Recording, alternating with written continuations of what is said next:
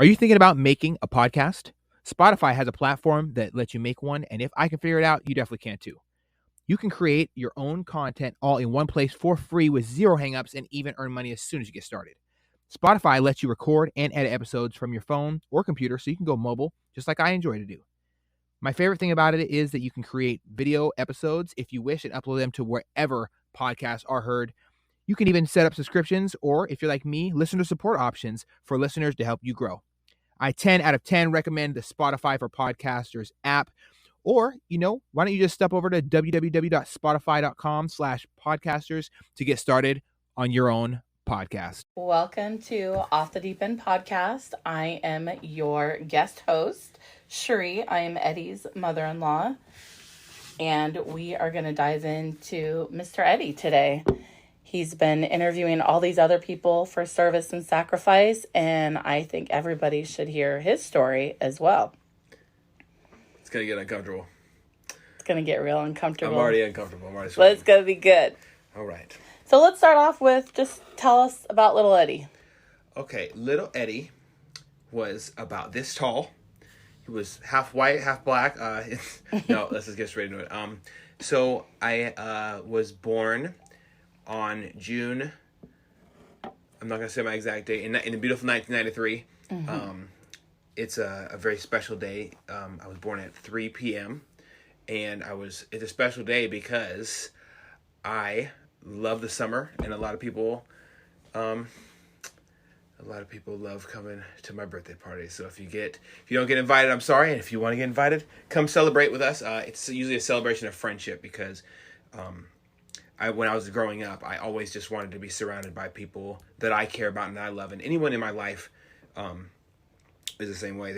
I've had birthdays where no one, where I invited like half the school and nobody showed up. And so for me, June 24th, I'm just going to say it, whatever, is a very special day because it is not my birthday. It is the birth of friendship to me. Because every year I always think about, wow, I'm surrounded by these amazing people. So growing up, for me, it wasn't never really about, oh, it's my birthday, look what I get to have. In Christmas, definitely it's about what I get to have.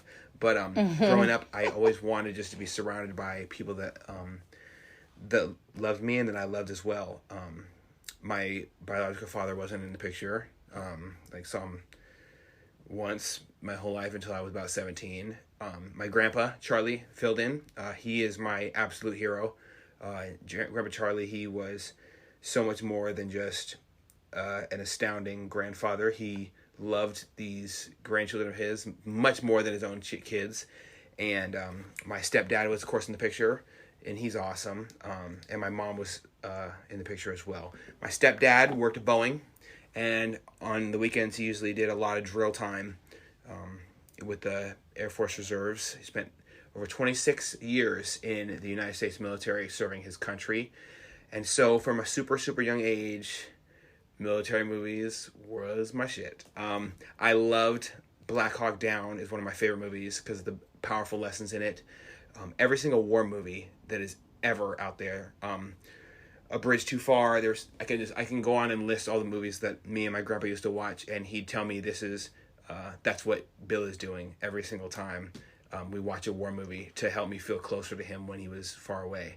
So he was a critical reason in my life. My grandpa Charlie was. I hope that I can be close to the type of individual he was. He is old as hell, and he'd still try to climb in the ball pit with me at Chuck E. Cheese, at all these family fun centers. He was so active. Spruce Park, where I've gotten 2 of my photo shoots done with my dogs, he used to take me there every other day. The park down the way from my house we used to go to as well. We spent a lot of time with Devin and his grandpa Charles is his first name. So Charlie and Charles were 2 great. We spent hours watching movies together of my life, and they were probably the most carefree, happy moments of my life. So growing up, that's the first thing I can tell you about my memory. My first memory ever that I can truly remember is me having an orange hold blanket in the downstairs of the place we're sitting in right now. And I was in my crib. I still remember what my crib looked like. It had a plastic cover on where the gate was, and I had my blanket. And he used to sneak in and give me snacks and stuff like that. Even when I was a baby, I shouldn't have ate them. My first time eating barbecue, I was covered in barbecue sauce, head to toe, way before I was even ready to eat that. But he didn't care. So, like when I talk about little me, the first thing I can remember is, I'm going to Grandpa's tonight, or I'm going to Grandpa's tomorrow, or I had fun at Grandpa's. That's like the first thing that comes to my mind. I spent a lot of time with our trampoline, doing activity stuff, trying to get out and about in society, getting dirt on my elbows, as older people kind of say. But I spent a lot of time trying to just immerse myself in the world. I was very, very blessed enough to have a stepdad to push me into different things I was uncomfortable with, like hiking with Boy Scouts or going to Boy Scout camp and being a leader, and signing up for leadership courses, which easily led to me signing up for leadership courses in middle school. Before I went to middle school, I was spending a lot of time with, my grandpa, and he unfortunately passed away, and that was like a super nasty crush to me. I couldn't focus in school and stuff like that, so that was my first introduction to loss of life. But before even that, and that was at the age 11, so if I was to be honest and talk about something I'm super uncomfortable with, we're just talking about my life. My childhood, I could sum it up in a few things: Army guys, video games, fist fights with my neighbor, more fist fights with my neighbor, trying not to get in too much trouble because my stepdad was to me strict, but my mom was super, super lenient, and it took me a long time to grow the fuck up and realize that. But my childhood was pretty serious. And didn't your mom have you like into like sports and modeling, all kinds of stuff? She wanted me to be a complete social superstar. I got into modeling, yes. I was on the Macy's catalog, like, I don't know how many times for the back-to-school events and the spring sales. Those pictures are so cute. I know. So cute. But I grew up wanting to be excited about life and loving climbing trees, falling out of them. But I learned a lot of crazy, crazy life experience through being young and dumb, hanging out with my friends, watching them try to climb trees with ice picks. Oh my gosh. And fall out and hit their face with ice pick. I think the first time I really rendered a first aid to somebody in a non-life-saving event was, I'd have to say, pulling an ice pick out of my buddy's face. Oh my God. And like trying to plug his nose. You didn't just call 911? Well, we were out in the sticks. Like, we were miles out from society and stuff like that. And we had to drive. Normally, to go on hiking, you drive way out. And then you park a car and hope you get broken into by some crazy people. And then you hike out further. We were way out there, and his nose was gushed. I took off my my sweatshirt. I patched his nose after I yanked the ice axe out. I told someone to go get help. My buddy had a first aid kit in his backpack close by. And then I started going to work, and I didn't necessarily know how to be a superstar, but I never was afraid to do it. Everyone else kind of froze up, and I thought I didn't say the word pussy, but I thought they were like pussy cats when I was a kid. That's what I called them. So I thought they were definitely cowards for standing there and not doing anything and taking action. So taking action was a thing right off the bat for me. My stepdad, definitely one of my childhood heroes as well. September 11th was a shit day for our family. Yeah. And, I remember watching in second grade as people jumped out of burning buildings instead of burning alive. I watched all these people speculating on the news, and I was like, oh, God, the news sucks, And I still think the news sucks. It really does. But seeing these negative things as a child was so weird to me because my life was so full of adventure. I would watch the movie Pocahontas and go outside in my backyard in my underwear and try to cook a hot dog on a twig with no fire because my mom wouldn't let me make a fire on our backyard for some reason. Of course not. No fire. Sprinklers under the trampoline, doing front flips, and trying to land on the ground after jumping as high as I can on the trampoline, jumping into trees. My life was full of just let's freak out and do crazy shit, and I never wanted to let go of that ever. And when my grandpa... nobody does. Yeah, and when my stepdad deployed, he told me I had to be the man of the house, and everything changed for me. My beautiful little sister, she came into this world when I was 7, and I remember every single moment of me holding her for the first time. I remember the look in her eyes as she, as we said goodbye to her dad when he deployed. I remember the fear in his eyes, but the amount of responsibility and accountability for taking up for what you fucking signed up to serve. You signed up to sacrifice your life just so one person doesn't get drafted, just so one person doesn't get conscripted, just so one person doesn't have to die here on our area. And he believed in that through and through. His grandpa, or my grandpa on his side, fought in Vietnam, flew in Vietnam and in the Korean War. He's an absolute savage, and he comes from a line of military people, and he's the one who really taught me accountability, honor, respect, never breaking vows in a relationship. I saw what happens when very young, when, you know, I'm not going to be an asshole and lie, but I'm never going to tell the truth. I watched my family split apart because of infidelity, the lack of loyalty to somebody, and I never, ever can or will cheat on your daughter. And I love that. Yeah, it's just not a thing. Yeah, because we don't want to even talk about. Yeah. No, I would not be happy. But let's reel it back just a second. Okay. So you were talking about pulling the ice pick out of your friend's face. So how did you learn those medical skills? From your stepdad or the TV? Or like, how did you know how to fix him? So I learned the password to my stepdad's his office where he did all his computer work and shit like that. Or I did a lot of my schoolwork before I got my own computer. I learned the password, and I used to research things, and I'd stay up and sneak around the house and stay up as long as possible learning things. He'd be watching TV or playing video games on the Xbox, and I'd creep past him from my downstairs room where I slept up to the upstairs, slowly take as long as it takes, even if it takes 20 minutes, to twist the door without it squeaking. And then I learned about WD-40 later on, but not at the time. I'd open the door, and I'd log in, and I'd learn things. And I'd stay up. I have never been able to sleep well since I was a child. So I'd stay up late, and I'd read. And then I'd print out stuff in the next day when it was okay for me to be out. And then I'd put it in my bed, and I'd stuff it underneath my pillow inside the pillowcase. And I was responsible for doing my own pillowcase, my own sheets, my own laundry, very young. So I just stay up all night, and I'd cover up with a blanket, and I'd read with a flashlight. And I mean, you're one smart motherfucker. I'll give you that. Oh, I mean, Jesus Christ! I wish. My 10-year-old son, soon to be 11, is probably the only one in his class that will be showing up with a tourniquet in his backpack and know how to use it because of you. Well, yeah. Well, first aid is, you never know when it's going to happen.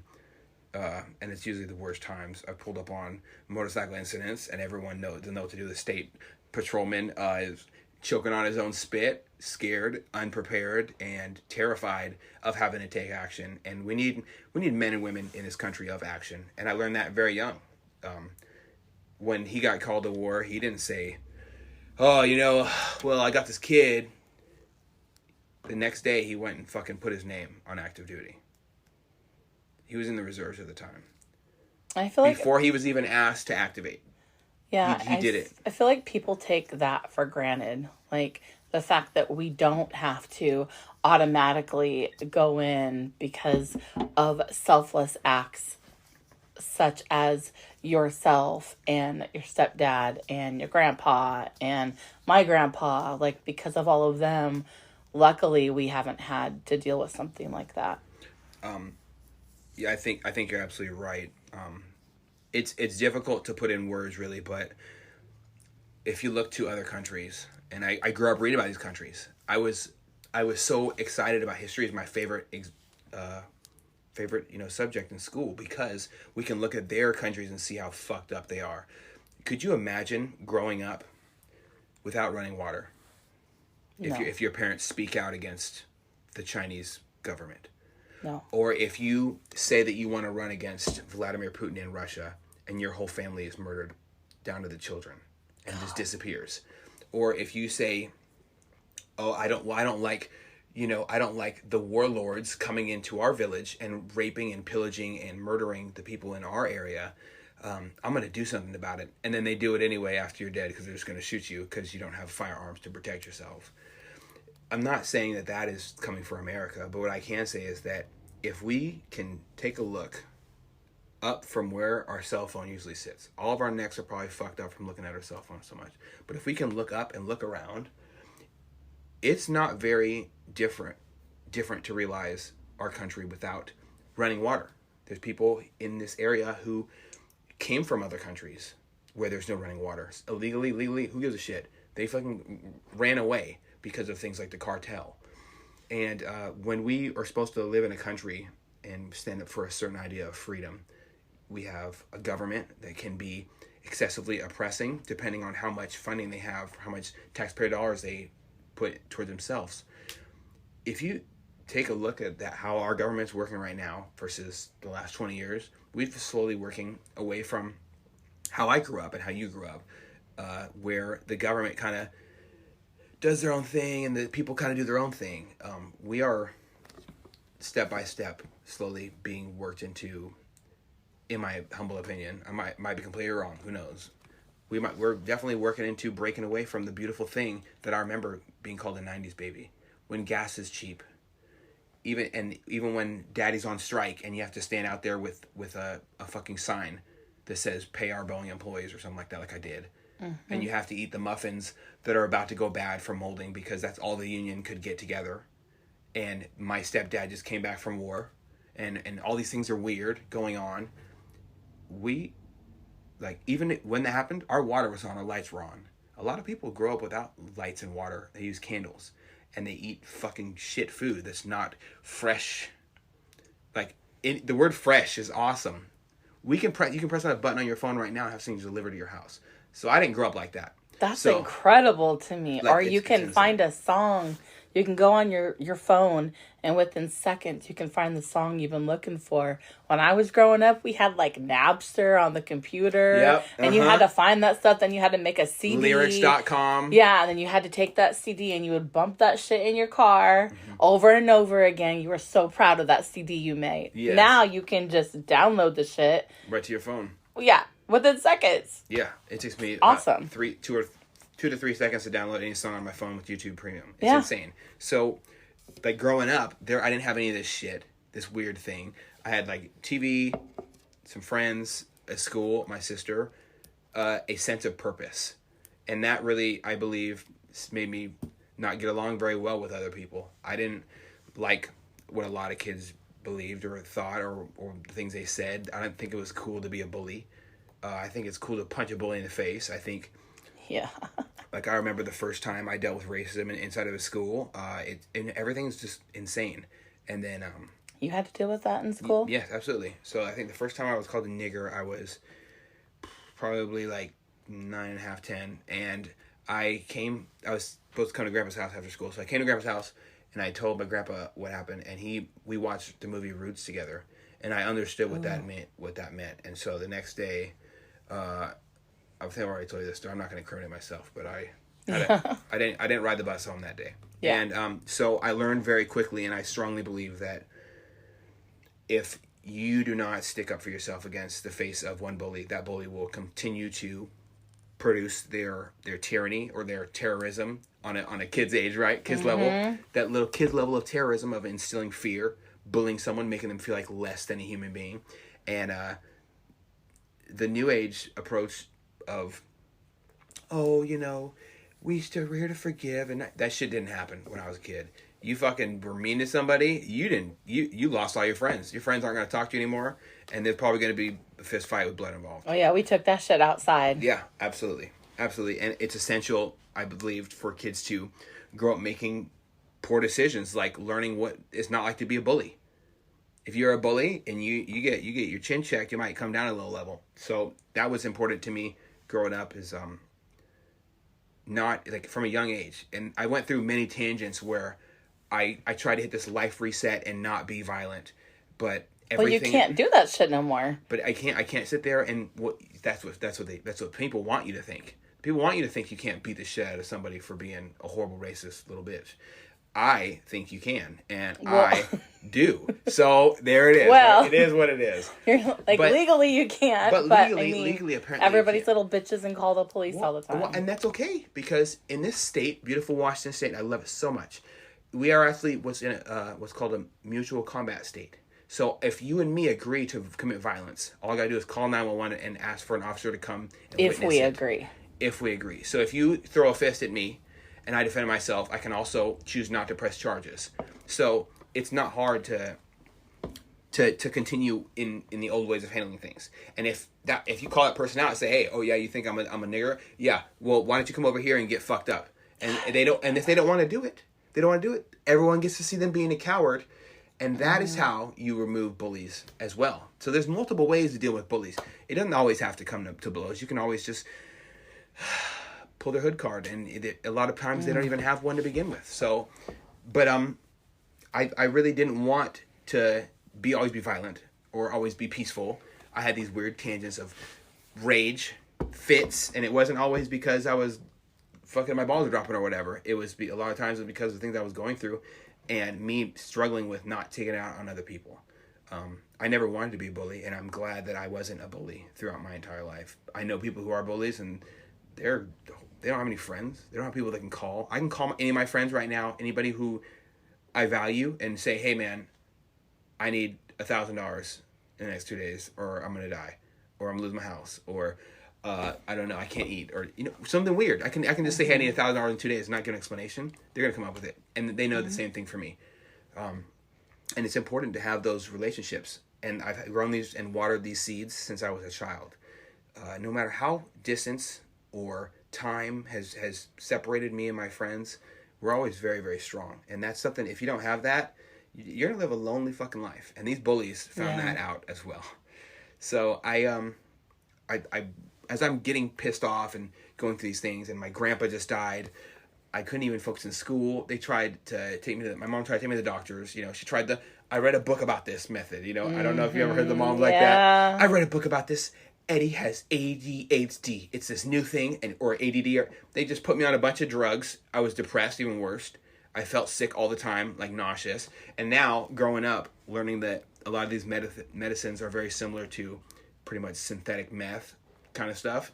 And as far as the amphetamine aspects of it, it's really difficult for me to realize what a book or what the doctor world can say. Hey, just put your kids on these drugs. Tell them to stop running around outside. Yeah. Don't run them out. No, I want to work out. I want to climb trees. I want to be a kid. Let me be a fucking kid. But that wasn't a thing. So, I feel like it's just such an easy explanation, an easy band-aid for doctors just to say, oh, put them on drugs. I'm very anti-drug until it's like so serious. But I feel like parents or teachers are just so easy to say, oh, this kid, da-da-da-da-da. I've had a teacher say to Jackson, or to me about Jackson, that, maybe have you ever had him tested for, I said, no, he's a normal boy. And then his other teachers would be like, he's just a boy. He is not ADHD. Yeah. He's not any of these things. Just because a child that's like that idiot who told Rhiannon that Jackson should be he should be tested for being on the spectrum of autism just because he likes to drum on tables. Yeah. We got him a drum set. He tears that shit up. He loves music. And I I'm not going to be, I don't want to be called an ableist, they're canceling Lizzo and Beyonce, but I want to say it. Like, maybe you're the one on the fucking spectrum of being rude and judgmental. Yeah, that's what spectrum you're on, lady. He has, music, though, in his heart. Like, music. He wants to rap. He wants to, he'll sing all the time with his sister. Children need in the car. Expression of all sorts. And you know what? There's never a wrong thing with introducing it. So I used to be mad at my mom for putting me in all these programs. And karate, taekwondo, just anything to quell my energetic outbursts. And but look at you now. Now, I hate all the things I did with growing up. I still hate it. I really do appreciate everything that they threw me into to try to distract me from the cruel, cold, honest world out there. Yep. The wolf appears in many forms, and so little Eddie. I can say that Little Eddie was a very complex, complicated kid. A lot of people didn't get along with me. I was going through a lot. I was molested multiple times, and and it's not by people that, like, a lot of people say, oh, do you stay with that weird uncle? I didn't have no weird uncles. You know why? Because weird uncles in my family, they are put to the sword, and that's proper. If you know somebody, if you listen to this shit and you got a weird uncle or a weird cousin and you let your kids around there, you're personally responsible for whatever the fuck happens, not them. Because you're not, you gotta put your fucking foot down. Yeah. Speak up, use your words. And there'll be a lot less kids who are fucked up and throwing fists instead of just crying in a therapist's place. And therapy didn't work for me very well. I ended up having fits of rage all the time and not being able to, I had fits of laughter. I was taking math tests, and it really fucked me up watching the movie The Joker with my wife in theaters, because this guy would have these random fits of laughter, and I had that my whole time as a child growing up. Once you're damaged, it's hard to kind of come to terms with the fact that it's time to heal. And therapy didn't work for me. Oh, that laughter thing, though, is no joke. Tanner was the same way. Yeah, it would frustrate me so bad. And it wasn't even when I was in complex therapy. It was random. Yeah, he's like, I'm so sorry. I'm so sorry. When I get nervous, like, I just laugh. And he would just laugh. And I'm, like, trying to be serious and have a serious conversation. And he's, like, hysterically laughing. And you could tell he was, uncomfortable. Yes. But you have to have... I've seen that as well, yeah. You have to have uncomfortable, conversations. So I had to learn to, like, see past that and know that he's not really laughing at my face, but that's how he was dealing with his stress or anxiety of the conversation that we were having. Well, I hate the word anxiety. I think it's fucking stupid. I think that a lot of people are just hurting, and nervous and afraid to fail. Mm-hmm. And seeing that failure for me as a child of my family around me and people not looking out for me, and people looking out for me more than they should. I saw a very, very strong, and the word spectrum, here it is. I saw a beautiful spectrum of what good parents are, what bad parents are, what good examples are, what poor examples are, what the fuck a pedophile looks like. I got to see, what a damaged child looks like that's been fucked up by pedophilia. I've got to see violence. I've been shot at before I was 10. Like, I've experienced all these things, and a lot of it tied to sadly my other side of my family, and I don't speak to any of them anymore because their violence, it'll hinder you, and when you are dealing with people who use violence for a bad thing, it's fucked, and I don't really know how a good way to explain it. My childhood was so insane to me, and knowing what I know now, and like even talking right now, I'm fidgeting like a motherfucker. I'm sweating. My hands are completely covered in sweat. I don't get uncomfortable like this. So that lets me know that I still have a lot to work through, and I've been working on it. But talking to people is the best thing I can say that I've learned in my childhood. Just open up to somebody, and it'll stop you from hurting people. Because my hands, like, to this day, they don't act the way they're supposed to. Like, my hands shake when I try to open them up all the way. And I'm having issues with my sleep, and I was easily influenced. Sadly, I was easily influenced, and then I got to a point where other people were easily influenced, and I was manipulating them to, what I wanted to do. But that was just like up to the point where I'm 13, and But I don't know about you, but for me personally, I feel like all these things that we endured when we were younger, and all the things that we saw, and all the things that we saw other people go through, I feel helps us to be, with all the hard lessons and pain that you went through, helps us to be better humans growing up. And it helped me to be a better parent. And I feel like learning from all these mistakes from all these other parents that you've seen, I feel like you and Rhiannon are going to be amazing parents when that time comes. I certainly do hope so. So, yeah, like I said, you and Rhiannon, I feel, are going to make amazing parents just from learning from, my mistakes, your mom's mistakes, your dad's mistakes, Bill's mistakes, everybody's mistakes. You're going to learn from those and know what you don't want for your child, and implant things that you feel are most important to you. You know, like you have taught, even just with Jackson, you've taught him gun safety. Essential. How to do all the stuff, how to be safe about it, how to be safe about, you know, helping other people. But now I think I'd like to get into a little bit about Eddie as a teenager. Oh, okay. Leading up to when you met my beautiful daughter. Well, absolutely. Okay. All right. Now my hands are really sweaty. And now it's gonna get uncomfortable. I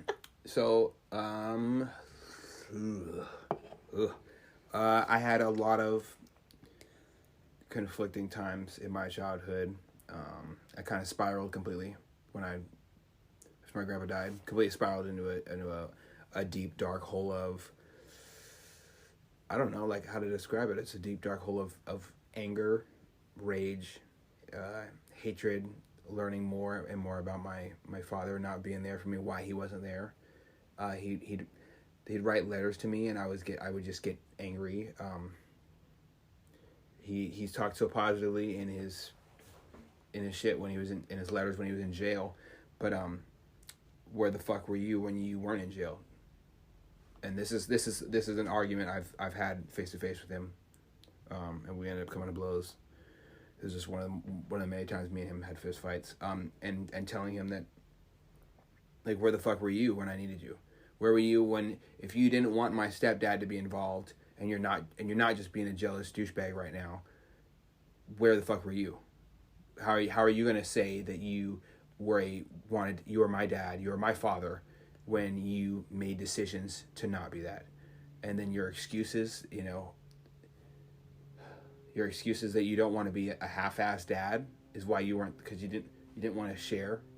So he felt being there not at all would be better for you? It's a complete fallacy, and I had to learn very honestly that a lot of people left my dad for the person he was, and I think that's awesome. And I loved him for a lot of things, and I hate him for a lot of things, and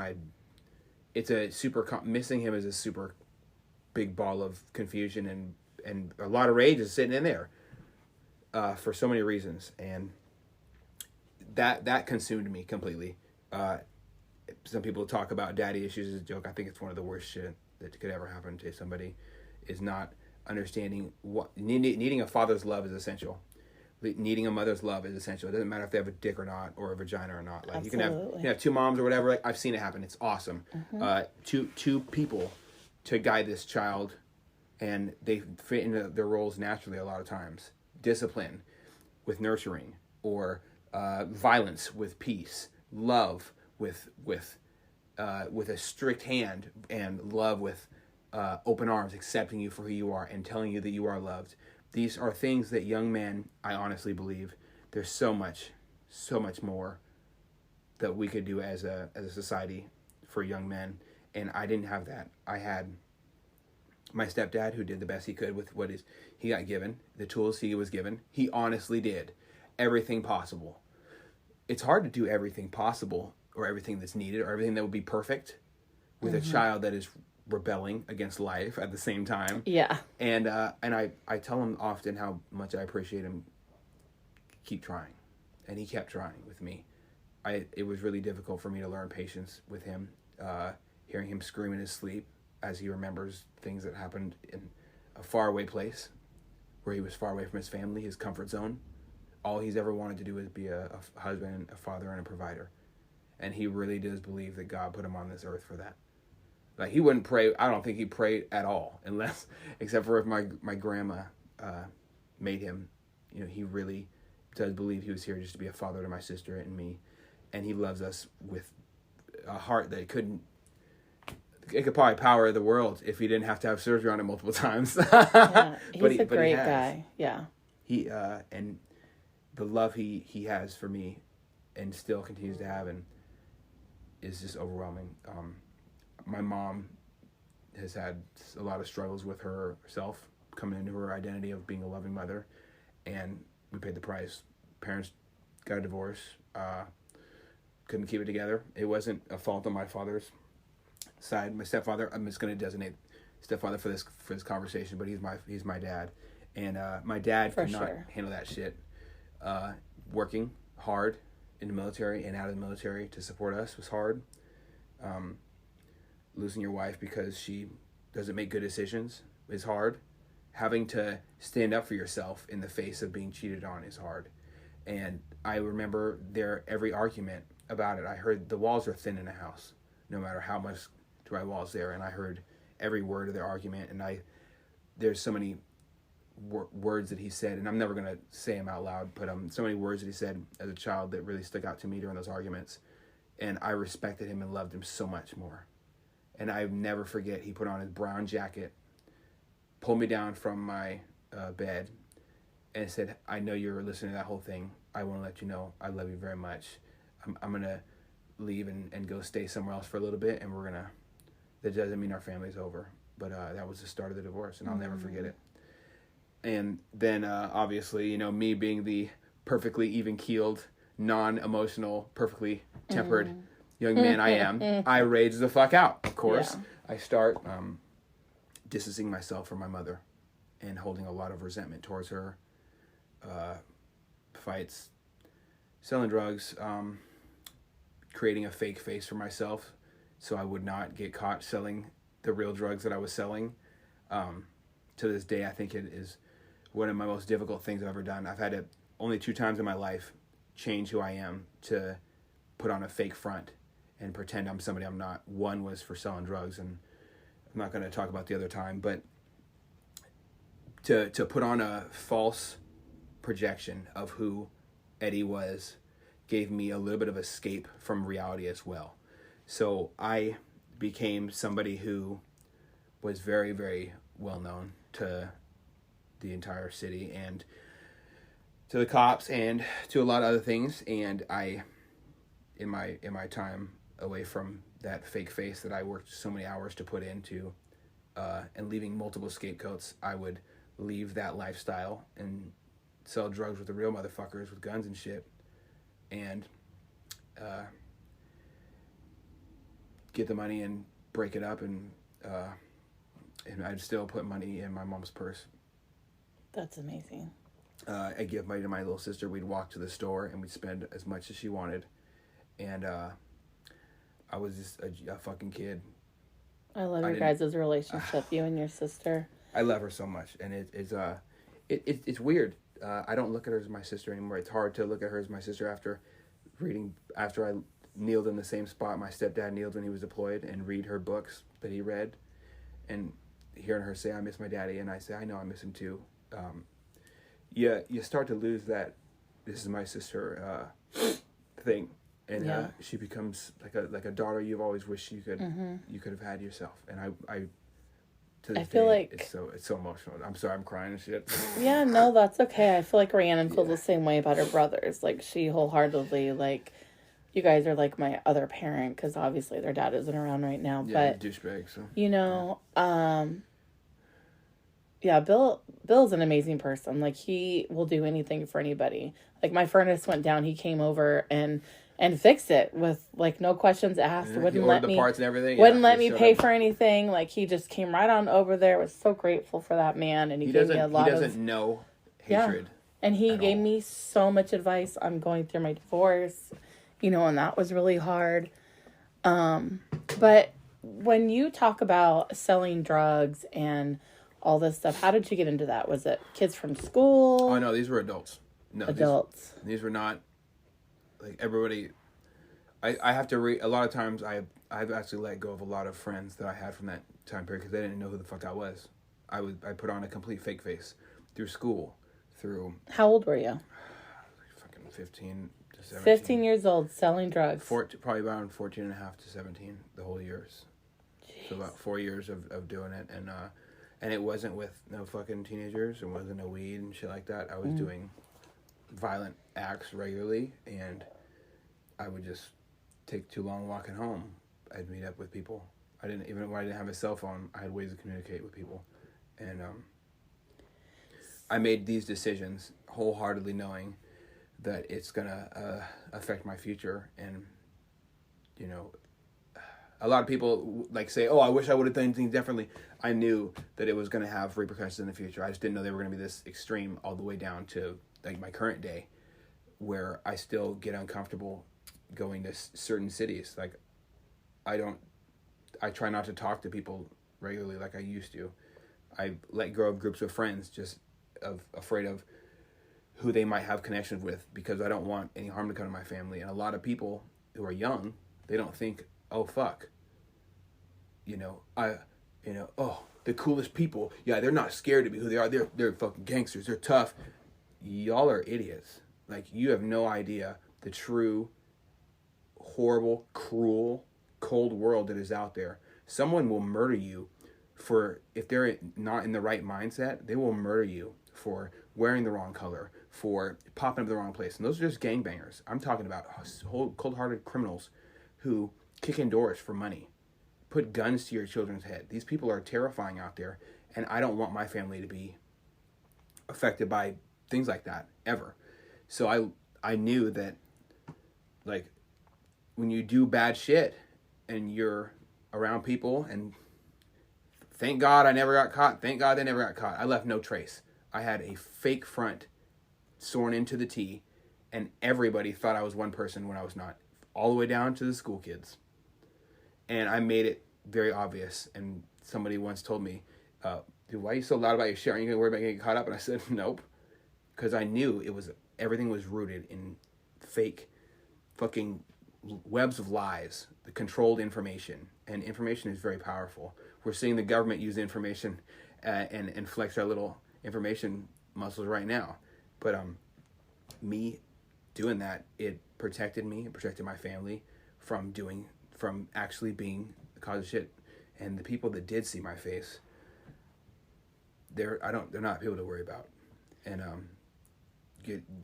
I've been stabbed, I've been shot at. Like, it's not a weird thing to me to be in a moment of fear, where normal people would be like, oh fuck, I wouldn't even know what to do if that happened to me. Like, that's something I hear a lot.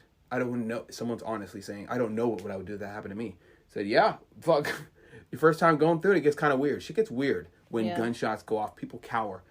But some of the moments that stood out to me in my teenage years was me not wanting to do sports, me not wanting to be involved in clubs and stuff like that because I was doing this. I missed out on very good special years of my life and my childhood because of that. And if I could say anything to younger me at this age, motherfucker, just play sports and let go. You can't control things. Mm-hmm. You can't control your dad not showing up to you.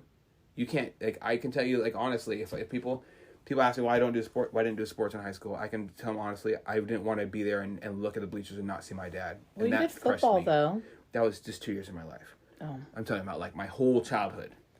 Oh. Like, from like 13 on, sports, no, I didn't try for football, basketball, nothing. Wow. And I regret it, honestly. But not in like a way of like, oh, I wish I did this. Like, I regret not being a better contributing member of society because I gave up the best years of my life for what? For money I didn't know what to do with? And again, I was making more money in a week than my teachers were in a month. Oh, yeah. And I didn't know what to do with the money. Like, I gave a lot of it away to friends, people I felt sorry for. And that was, like, knowing now, I would have saved that shit for gas prices. Dumbass, right? But again, I'll reiterate how living that experience and doing all of that, now you're going to know when you become a father what you want for your kids because of the experiences that you have been through. Yeah, and when they're putting up a fake front, too. Right. And at what point did you stop with the drugs and the violence and all of that? Your daughter asked me why I had to go, and I told her. Okay, so let's stop there. So we'll come back to that. So okay. Let's go, because that's my next question. All right. So I moved to Linwood. So before then, I moved to Linwood in this place right here, and I was living. My grandma at the time was a super hardcore crack, and some people moved in when my grandpa passed away, and she was never into drugs or anything. She didn't even smoke weed. So you moved here with your mom? No, my mom told me I could pretty much piss off, kind of thing, and but she didn't even know what I was doing either. And so did you just move in with your grandma? No, I moved it. My dad and me reconnected at the age of 17. My mom was, I think, she'd already wrapped up with the divorce, and she asked me if I wanted to meet him. I don't know, how all this turned out. I know my mom's always been close with my dad's family, but I got to see him in prison, and it was weird. Oh. I was, forced to go see him pretty much. Oh. And it was a really uncomfortable thing. And it wasn't like, oh, this guy's a fucking dirtbag. It wasn't like that. It's not like a career criminal. Mm-hmm. His last incarceration, he took a bid for his friend who had a newborn. And as a lot of people are like, why the fuck did you do that? I mean, I think that's a pretty admirable thing. For sure. In a weird, fucked up kind of way. For sure. Even especially when he's got his own kids or whatever. But I went and saw him, and we started our learning about each other, and it was really hard to try to reconnect with somebody I've never connected with. So to connect the dots, your mom got upset with me because I was just not around. I was not around. I didn't want to deal with her. I was mad at her. I still sometimes get angry about her. So you called your dad and said, hey. No, she was like, you can go live with your dad, or you can fucking go off to military school. I don't really give a shit. And she said that, just like that. And that was the end of me and my mom's good relationship. So it was kind of rocky already, but that was it for me. And I was like, I see why you're divorced now. And I called her a cold-hearted bitch. Oh my goodness. And I told her, I said, she's gonna remember this day for the rest of her life. And I left with him, and we moved in to a horrible situation here. We lived downstairs, and we ran off all the crackheads that were living here. They infested this home that was my grandfather's, and started with people moving in who were smoking white weed, is what they called it. And my grandma was this old ass woman who had no idea what crack was. Yeah. And they got her addicted to crack. So that was a thing, and I spent the next year and some change fending off crackheads. I really didn't feel like this was a home. No. I was always uncomfortable, always on edge. It was never safe. Middle of the night, I've drugged crackheads out of these very walls with a bike chain that I used to chain up my bike with by the neck. I remember that story. And I just beat him into submission outside until if they came back, I was going to shoot him. Jeez. With the gun I had under my bed. So I didn't really deal with things very well. No. I didn't really deal with things very well. No, I don't think so. But when you're living in a place that's really, truly, unfit for a fucking kid to be toxic, horrible, so toxic. It's just a violent environment, and yeah, the violence was everywhere. It was I can't escape from it, no matter what. And I didn't want to be this person. I didn't want to worry about people murdering me or my family. I didn't want to create distance from me and my sister, so I didn't have her harmed. I didn't want to leave this person who I love this much. And I lived a very misguided life of confusion and stress and not knowing I didn't have any fucking guidance at all. I didn't have shit. There was no GPS saying, Eddie, I want you to do me a favor. Do not punch the back of this kid's head when he's fighting your friend and break your hand. There was no GPS that said, listen, bro, GPS. if you just take a left and keep running from the cops, you might not run any sticker bushes. You know, I fucking ran. I've run into sticker bushes. I've busted my hand. I've hit it in the train tracks in Marysville. I've fucking ran from gunshots in Tacoma. I've been covered in my friend's blood. I've had to tell my friend her son is dead. I've had to try to keep my temper in check while a fucking bitch ass cop from Tacoma put a shotgun inside of my head while they beat the shit out of my dad around the corner before body cams were a thing. Damn. I've things got really uncomfortable, and rest his soul. I don't want to talk ill on the dead, but my dad wasn't the best solution. The best solution would have honestly been, I don't know, move to Colorado with my Aunt Evelyn, but then I wouldn't have met Rhiannon. That's true. And so here I am living in this fucking crack house. Life is weird, and I see this interesting lady on her birthday. I guess I don't know if she lost a bet or what, but she had to wear this princess dress to school, and I was like, wow, who is this person here? She's called Princess for a reason. Yes, I've heard the rumors. All the rumors are true. But I was like, oh my goodness, who is this person? I'm like, and my buddy said, hey, it's her birthday. I'm like, oh, hey, great, you look beautiful. It's your birthday.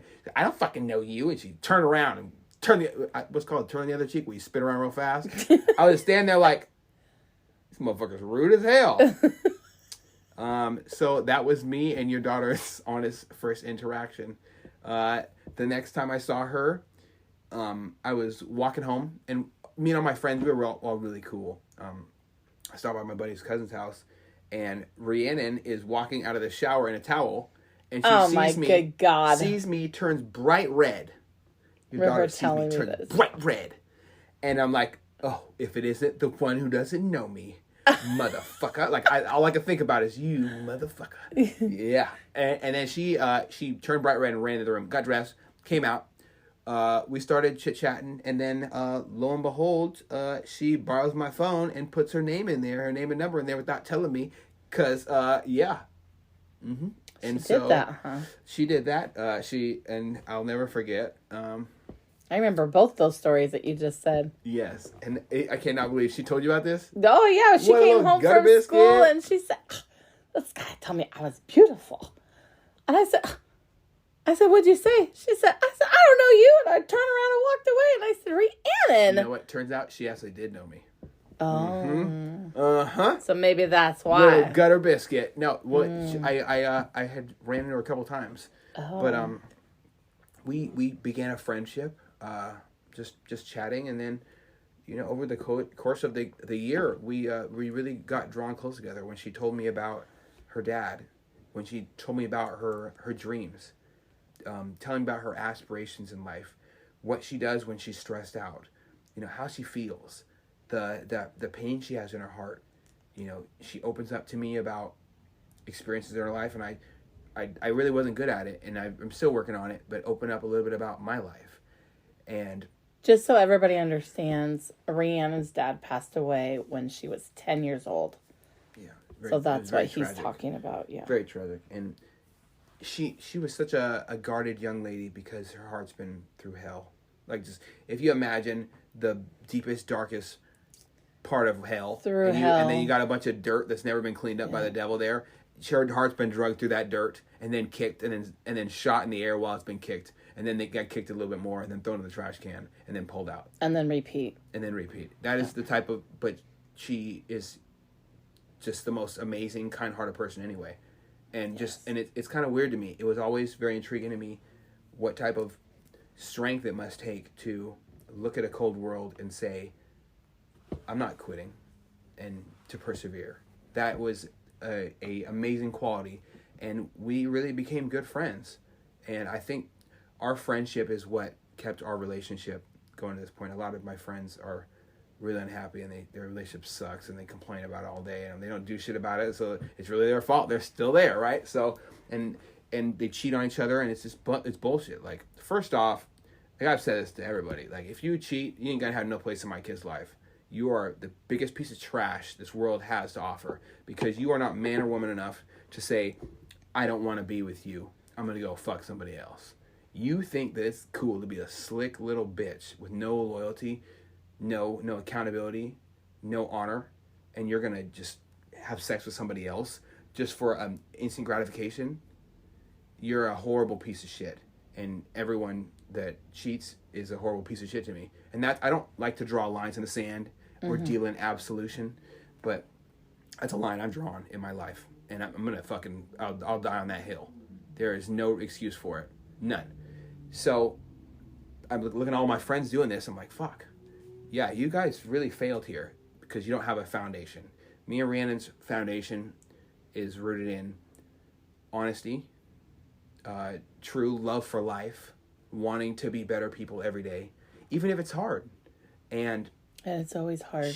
Life's hard. Life is hard as fuck, right? Yeah, always. But she really inspired me to want to be a better person. And it wasn't until she asked me, why do you have to leave? When we were just chilling, I'm like, I gotta go handle some shit. Let me ask you this really quick, not to cut you off, but no, please do. When you when you made that decision, first of all, what made you make that decision to join the Navy? And second of all, did you already do that before meeting her? Well, I knew when I was a child that I was going to be in the military. There was no way around it. You don't have to take a lie detector test for it. Doesn't matter what the fuck you did as long as you didn't get caught. And I have a pretty solidly clean record. So I was like, oh, I'm miserable at my house. I'm miserable with my family. I hate my past. I don't want to work a 9 to 5 with these motherfuckers. Like, I don't want to work a 9 to 5. Fuck a 9 to 5. 9 to 5s are stupid. Who wants to, and this really crazy quote stuck out to me. Who the fuck wants to be born, work a 9 to 5 until your body's too fucked up to do anything with it, have kids, die. Like that's fucking 4 things. Who wants to do that? And I don't want to do that. So I knew that when I was a kid as well. So I saw the military. I'm like, wow, military, green faces and shit, camo, guns, right up my alley. But more honestly, doing something that's way bigger than yourself. There's nothing selfish about signing up for the military. So you always knew that this is what you wanted to do. I knew my whole life that I didn't know what I was going to do, but I knew I was going to be doing something, and I'm going to be violent. I'm going to be ferocious. I'm going to be fierce, honest, true, and I'm going to do my best at whatever the fuck it is, no matter what. No matter how hard it gets, and I might break. I might fucking be bleeding out somewhere or drowning. I don't give a shit. I'm going to try my hardest. So had you already signed up for the Navy before getting with Rhiannon? No, definitely not. I was with Rhiannon for a while before that, and is it something that you guys talked about, or you did it and then talked about it? I told her, hey, I'm really thinking about, something I've always wanted to do is be in the military. I hate my life. I don't want to do anything I've done in my past, and I didn't even go in detail there, like with her. She's like, Rhiannon had no fucking idea who the fuck she was with. And she'd had her heart broken so many times. But those are bitch ass motherfuckers though. They were losers. And I honestly do tend to say with confidence that I'm not like any of them. I'm never going to be like most people meet, because my experiences are unique, and I let my experiences make me who I am. My character development is completely solely reliant on me, because no one was influencing my character development when I grew up. I have memories of my family. I didn't feel like I could trust my dad because I thought he was my step Bill, because I thought he was going to leave. I couldn't trust my mom because I thought he was going to leave. All I had was Grandpa Charlie, and when he died, shit was fucked, right? So I didn't have that, and I knew that I really needed to do something different. I needed to do something that I've always wanted to do, and not for me, but the polar opposite. I need to do something for everybody that is completely separate from this. And 9/11 was a day that is just, if you took a hot hanger to where it's nice and red hot and you write 9/11 on my heart, it's probably about as honest description as possible. That day fucked me up. Seeing that happen. And I will never, ever be the same for it. I don't care what conspiracy theorists say it was planned. I don't give a shit if it was planned or not. It hurts me. It hurt me. Whatever happened hurt me. And you know what? Not a lot of justification for going to a different country to fight a war. But there's a lot of justification for signing up to do whatever the fuck needs to be done to make sure bitches don't come here. And if that means dropping fucking bombs and blowing the living life out of known Taliban members, I'm cool with that. If that means shooting somebody who's trying to kill a Marine, hell yeah, solid with it. Yeah. If that means sacrificing myself just so one person doesn't have to fill my slot without their freedom, their option of signing up or not, being conscripted or being drafted, I'm for it. And that's what drove my decision, knowing that I could not be this person anymore, knowing that I can't look down the bear. I can't do horrible things anymore. I knew it. It was bothering me in my sleep. When you try to be a good person, that's when the bad memories and the body shakes and the night tremors show up. So I'm fucking freaking out in my sleep. angry all the time, like waking up with my hands fucking bloody from the wall. Like, what? It's insanity. So I knew I needed to do something. And I told Rhiannon, hey, I'm really thinking about doing this thing. I've wanted to do it for a while. I think I'm going to join the military. And you guys have 2 anniversary dates, which I think is very cute. And your first one is September. I'm not going to say it on here. It's like a password to all my shit. Oh my God. I almost got myself. Okay. So a beautiful day is when your son was brought into this world. Me and Rhiannon's first kiss was the night before when we all thought you were going to die, giving birth to this miracle child. And Rhiannon was a hot mess. She was not ready. She was not doing well. And I got the call. She was crying, and I'm like, hey, where you at? And I didn't care where she was at. I didn't give a shit what was going on. I was going to show up, and if people needed to be harmed, they were going to get harmed. If people needed hugs, they were going to get hugs. And if people needed high fives, they were going to get high fives. I didn't really give a shit. But all I knew was that your daughter was hurting, and I needed to do something. They rushed her out of there. Like, she saw me, like, basically collapse. Yeah, and we didn't know what was wrong at the time. And they rushed her out of there. She was sleeping, so she woke up to this. Mm-hmm. So I imagine it was very traumatic for her. Mm. But everything was fine. Jackson's here. Everything's great. Yeah. But that was your guys' first kiss. He's a little shit sometimes. He's a little shit sometimes. Sometimes, yeah. No, but I love him to death. But yeah, I was walking to the elevator. She's like, you actually showed up. She gave me a big hug, the biggest hug. Oh, she was so impressed. I was impressed as a parent. I was like, you came all the way here at the UW? What? She was having a bad day. Yeah. That was amazing. Why not? Why wouldn't you show up for someone when they're hurting? I always show up when Rhiannon's hurting. If a chance I can. I still show up. Me too. I try. That's good. You do a good job, I think. Right. Yeah, good job. Yeah.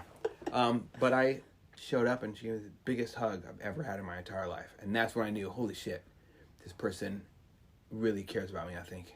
I think this is going to start. If not, she will soon, motherfucker. Y'all wait. And I was overwhelmed with the big hug, and it was great. And then I get my badge, and I have to take this weird picture, and I'm like, I hadn't even met you yet at that point. I didn't even know. It was like 9 o'clock at night. It was tired as fuck. Yeah. Like, and everyone was like, what the fuck is this visitor at 9 o'clock? What is this? It's fucking, is it happy hour up there? Like, and they give me my badge, and she gets in the elevator and try to close the door. Doesn't wait for me to get in there. She's like pressing the door close button before I get there, and it almost closed on me. I don't know if now I work on elevators, so it's kind of weird. I don't know what was malfunction on that bitch, but I was unhappy because it smashed me, and then I got all the way, and she's like, oh, I'm sorry, and then she kissed me, and then she's like, oh my God, did I just do that? It was the most funny first kiss ever, and I was like, yeah, I showed up. Didn't even say a word, just showed up, got a kiss. Life is good. And then I just talked with her, and just, I don't know, comforted her. And it's really important to always want to comfort your partner, no matter what. I saw so many flaws in my family and all the relationships and all the marriages I've seen, and all the relationships that were failed marriages.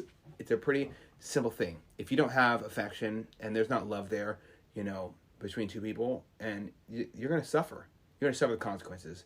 You have to want, like, if you want to be holding somebody's hand, you want to hug somebody, you want to give them a kiss, like, those are things that everybody should do.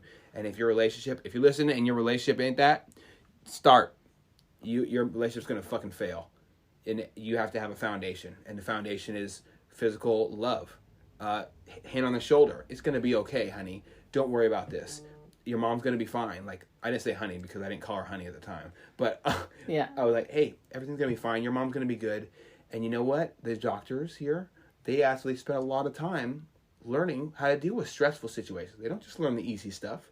They don't just tap on your knee with the little rubber mallet that's annoying as hell. Yeah. And everything's going to be fine. And it was. We went outside and talked for a while, and I was so grateful for that, for you, for being there for her. And she, like, I can't even imagine. She had already lost one parent, and Rhiannon and I are super duper close. And then I hadn't even met you at that point. And then I remember after I had Jackson, she had you come over to meet me. And I would have never in a million years guessed what you had been going through. You were the most respectable, honorable young man I had ever met. So well Oh mannered. my goodness. I would have never. I remember when you sat me down after you'd been hanging out with us for a while, because you guys hung out a lot at the house, and Yeah, it was my escape. Like, seeing your garage door was like I don't want to cry again. I mean, but we I get loved these waves having of you. emotion. Yeah, and I remember you sat me down and you're like, Mom, I don't even know if you were calling Mom at that point, but you were like, listen, I've done some really bad things. And I said, and that's okay. And now you're going into the military. You're going to turn your life around. You're like, I've done some really bad things. And I said, and again, it's okay. Yeah. And you're like, I sold drugs. And I said, okay. And worse, yeah. But you're not doing it anymore, right? You're going into the military. And you're like, yeah. And I remember me and my ex took you in there. And I feel so terrible because Rhiannon wanted to take you in there and say goodbye. And I was like, she can't skip school. I thought she had a test or something. Turns out she didn't. But now looking back, now if I would have known then what I know now, for sure, I would have had her there. But I didn't. And for all I knew, She was gonna come see me later that day. And she did. Yeah. Me and my mom started talking, and she came and got it her was and brought before her that. to you. So, Yeah. like, me and my mom got really, we kind of got pulled together. 7 days. You already know, 7 days before the Navy, I showed up at your house covered in blood and shit. Yeah. So, I didn't know if you wanted to talk about that. Or I've talked about it a few times. I mean, I'm pretty open. Like, so on your graduation day, party, yeah. Or graduation party, it wasn't the day you graduated. No, It was this was it was the party. This So was is it 7 days going? before I left for the Navy. Is it going away / graduation party? Just right? going away. Just going away to the Navy Just party. going away Navy party. Okay. Yeah. And what happens? Briefly. Dad shows up in rage, drunken rage, drinking and driving, pissed off. Drunken rage. Burst into my room. My mom's like hot on his trail, trying to calm him down for some reason. He was like, I don't know if you've seen me move when I'm being violent before, and I move pretty fast. I noticed every single quality. It was like almost in slow motion. How the door, he smacked the handle and pushed in the door at the same time, and I remember the door handle. He was already past it by the time it rose back up, and I knew that he was already on me at that point. So I sit up from my bed. I'm just joking in there with my buddy. I sit up. I'm like, oh shit, something's about to happen here. He reaches out with his right hand, grabs my throat, pins me on the bed. So now I'm not just the force of me falling backwards and his hand hitting my throat, but also the force of me getting compressed into the ground. Now I'm starting to not breathe, right? Because you can't breathe when someone's choking you with it. His hand was fucking giant. So I was like, oh, well, here is this. I'm about probably 110, 115, 20 pounds at the time, right? Soaking wet.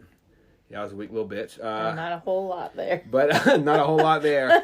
But he said, pin me to my bed, and then he struck me, and then I was like, okay, I see how this is. I taste the blood on my mouth, the coppery battery taste, and then so I started striking him from underneath him. I had nothing to do. I couldn't breathe, so fight or flight kicked in. Put my legs on his hips. To try to push him off me, and I start punching him in the face, and I just keep my legs there because I thought that for sure my punches would get him off me. Anyone who's ever had a fight with my dad can tell you, you're in for a fucking fight. It's not going to be easy. So the punches did not help. Yeah. His blood from his face struck my mom across the room, and my wall. It was all over my bedroom, and of course me. And then it just all poured out of his mouth. Yeah, you looked bad when you showed up at the house. It wasn't none of it was mine. No, like, it was all over your shirt. It was all bad. And you were just upset, like yeah.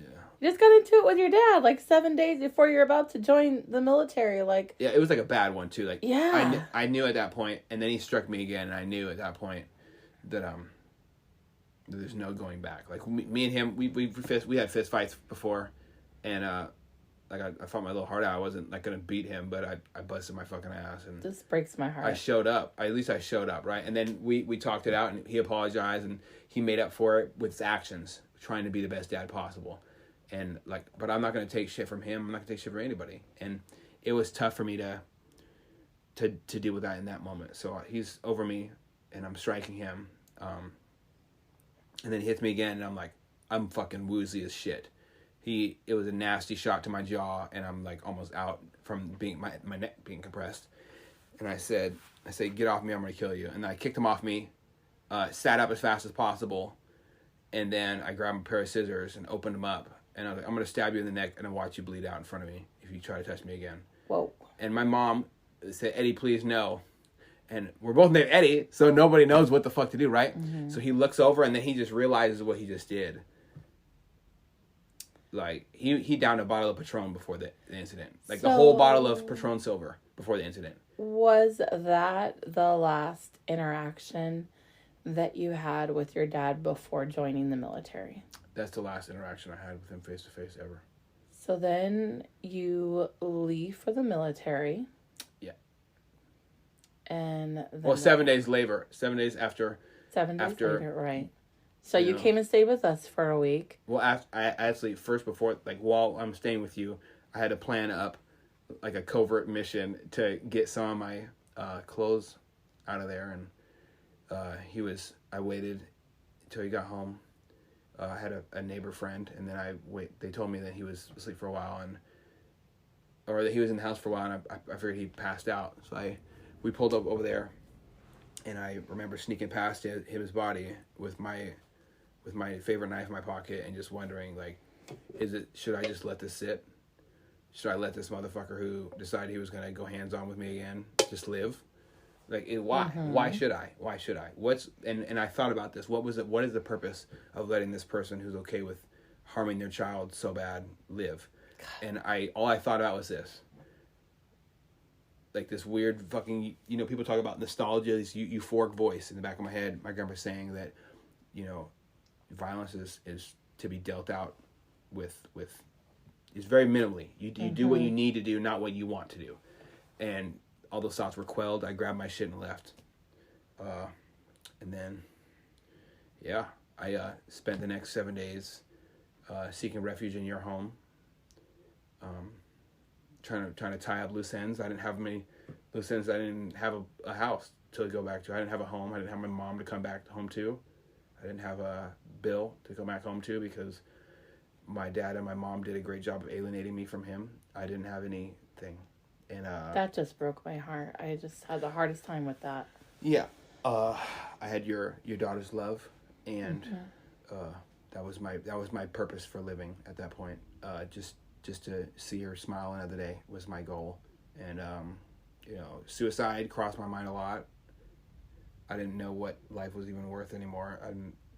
My whole family thinks I'm a douchebag because my mom ruined my reputation with them. I'm alienated. My cousins won't even speak to me, and it caused so much damage to me. I didn't have any friends. I didn't have anything.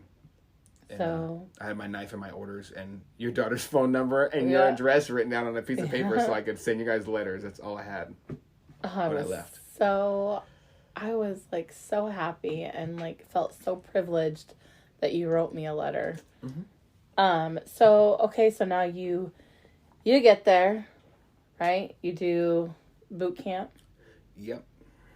What happens at boot camp? You see a lot of dicks in the shower. A lot of dicks in the shower. And I just want to say, I think my most memorable seeing a lot of dicks in the shower moment, because a lot of people are like, we have to shower naked, and just a lot of people have to really uncomfortable. Mm-hmm. But it can't get more uncomfortable than this. If you're going to the Navy, hang on to your boots. There is nothing worse than having the last name Smallwood and having a small dick. Oh my God. They will not let you live. No way. Dude, they were so horrible. My recruiters were just evil. Or the RDCs were just dragging them through the mud. I could not stop laughing. Boot camp was difficult for me. Yeah. I changed my contract. I was going to go to Special Forces when I signed up, and I couldn't even think about having the will to live was kind of weird for me when I first got into stuff. And so I knew that I could not complete something like that, and I had them make sure to sign me up as undesignated. So I went in the Navy with no job necessarily. I went to deck department, was who I was getting sent to do old school sailor shit, which is a great option. But even before that, in boot camp, I couldn't think straight. There was a part where they made me the leader, and I fucked up, and I couldn't think straight, and I get confused, and so much on my mind. You know, you're supposed to be learning these cool things, learn how to do your fucking job or whatever, right? Learn how to break the mold of your childhood past, and they have this thing they do usually about towards the end of boot camp where they ask you why you signed up, and I couldn't even I gurgled words, and I didn't know what to say. Like, people asked me why I signed up. I said I didn't have anything else, and I didn't have anything else. I didn't have anything. I had a daughter's love, and your faith in me. That's all I had. Absolutely. And that's all I had. So for me, like, going to the military, like, to feedback to your question earlier, going to the military is not an option. It was a necessity at that point. I knew that I needed to make good decisions to brighten my future. And the military is fucking easy. You do what you're told, and you don't die. Hopefully, right? It's fucking simple. Just do what you're fucking told. Shut up, do what you're told. It's that simple. And I think it's a great lesson to teach people from a age growing up. I didn't always want to be a combative young man. I was. So doing this military thing told me, shut up and do what the fuck you're told, and you'll be fine. Just trust your leaders. Trust your leaders. Truly trust them. That means you don't ask, well, why do we need to do this? Or, I don't want to do this. Shut the fuck up. Just do what you're told. You'll survive this. It's okay. We'll talk about it afterwards. It's called the debrief. We'll get debriefed afterwards. So the military was super simple to me. Do what you're fucking told. But I couldn't think the whole time. So I'm just in a state of utter turmoil. I can't sleep. They tell me to do these fucking weird exercises that burn my shoulders like a motherfucker. Little arm swirlies right here. They'll play dubstep and they'll laugh. They'll wake us up in the middle of the night. They'll attack us and tackle us if we're on guard duty as a joke. We'd fight in the laundry room. All these weird, crazy things is what boot camp is. And it's, people talk about it in the movies. It's nothing like that. It's very weird. You do a lot of shit because you're told to. It's a lot of weird rules. Just shut the fuck up and do them, and you'll be fine. And then A school, same. Shut the fuck up and do it, you'll be fine.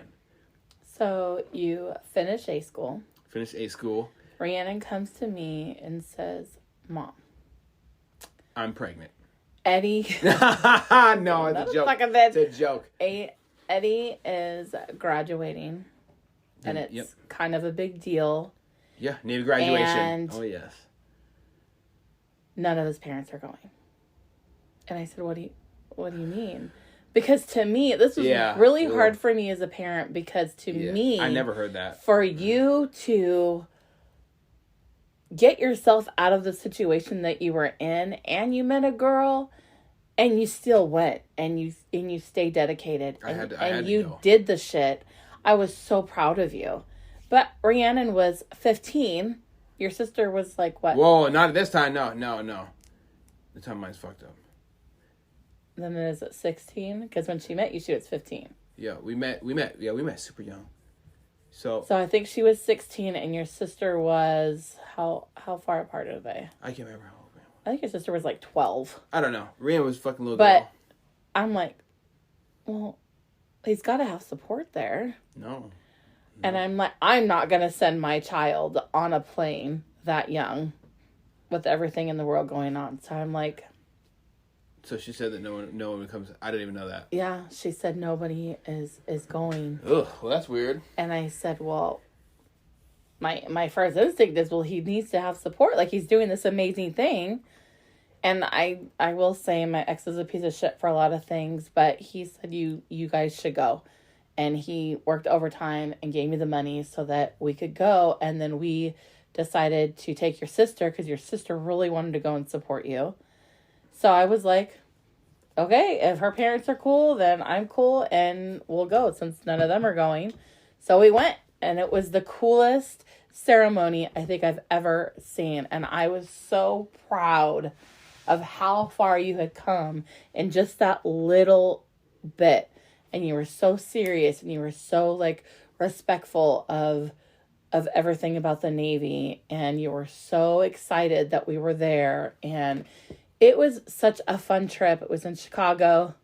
That was the first trip. And then I remember we saw you in Virginia. when you went off to deployment. That sucked. Yeah, Watching my daughter and you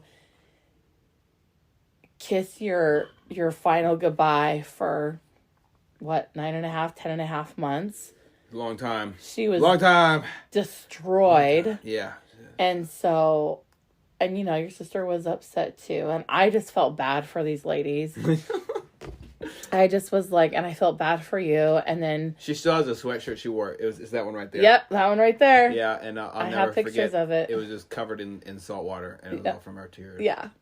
And then after we dropped you off, we went to this hole in the wall diner and had I think we had dinner, because wasn't it at night, I think, when you left? Yeah, it was at nighttime. It was and we were just trying to pull it together. But then when we came back and saw you in Virginia, that was such a great trip. It was hell to get there. I mean, we're talking about trains, planes, and automobiles. I mean, it was snowing. It was blizzarding outside. Our flight got canceled. We only had 2 days to spend with you. It took us 2 days to get to you. Our flight got canceled. We tried to get a different flight. It wasn't going to be till the next day. We're like, oh, hell no. Rhiannon found out there was one train left, and we had to literally run across the airport to get to this terminal and get on this bus to bring us to this terminal to the train station.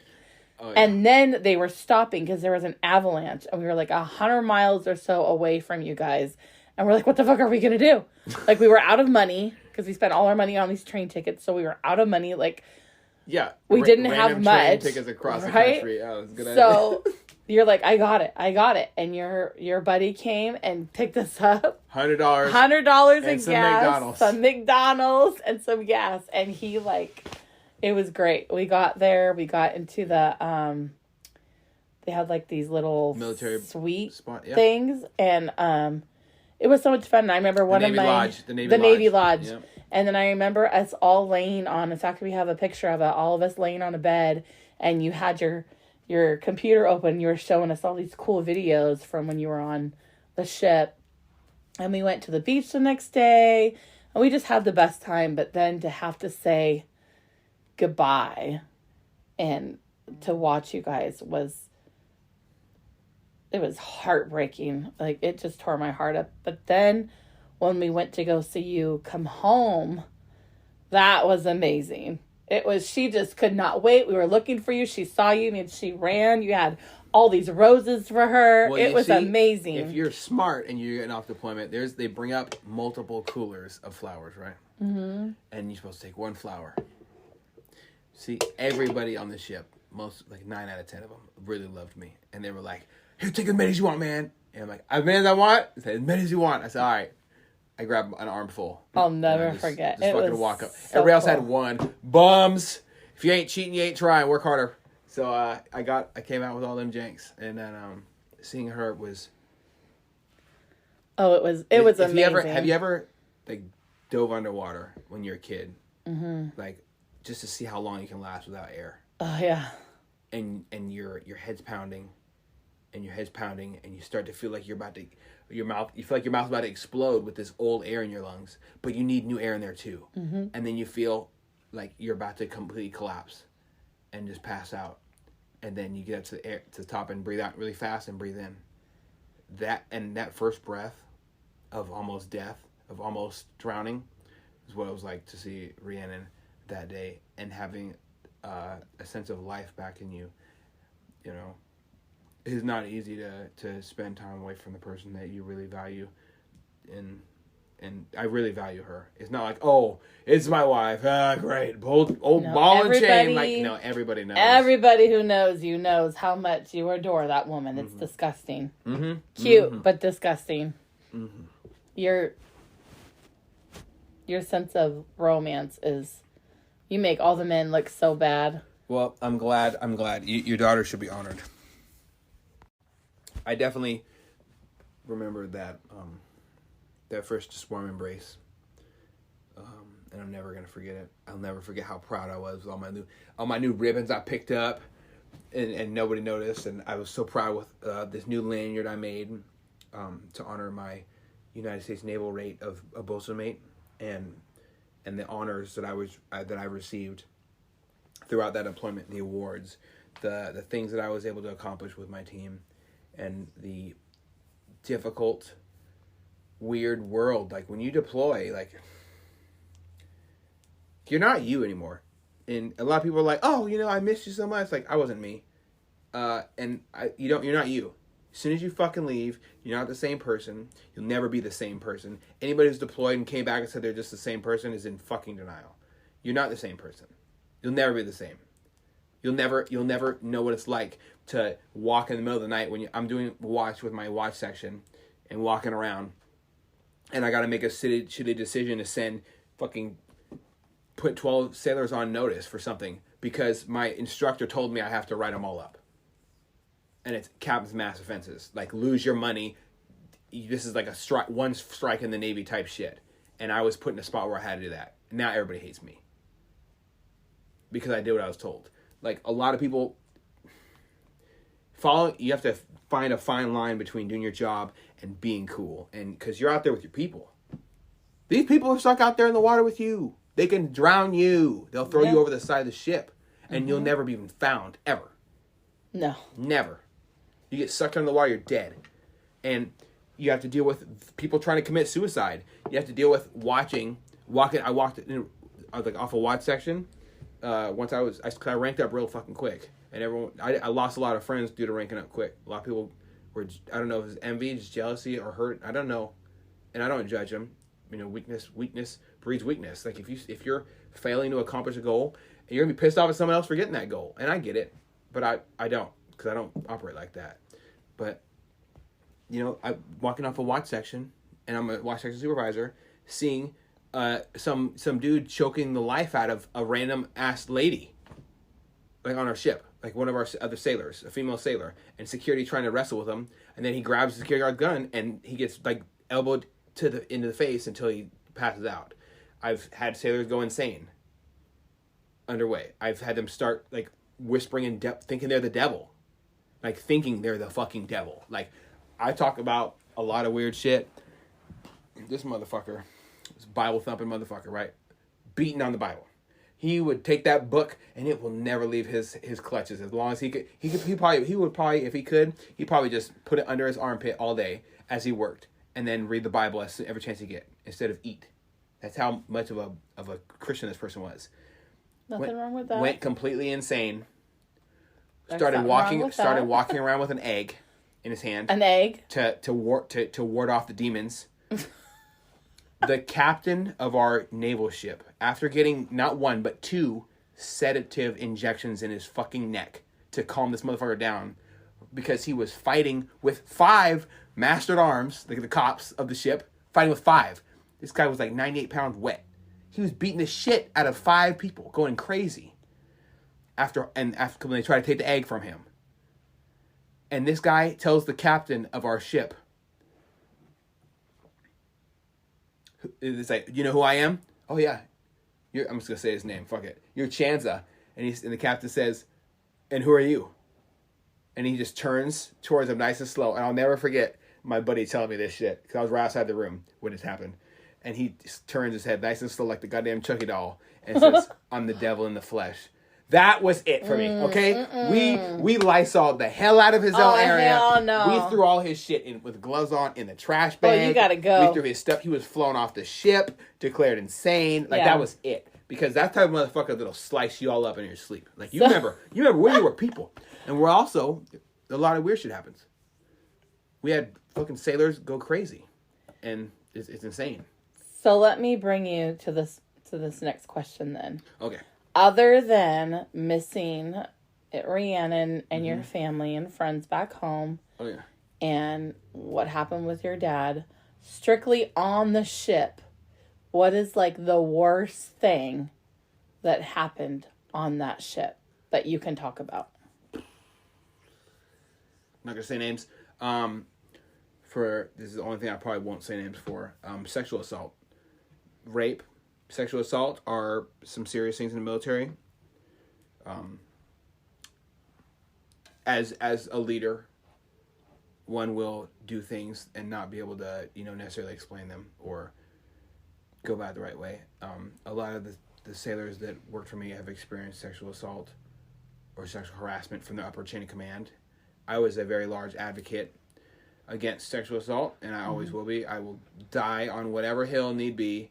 I will die in a whole pile of shit blood, shells, knives, whatever I need to do before I let somebody else get harmed in front of me and be okay with it. And there was multiple sexual predators on the ship. There was people who were in relationships on the ship. People who cheat on their wife with other sailors. People who cheat on their husband with other sailors. And I frown upon all of it. I think the worst thing I've seen has to be sexual assault.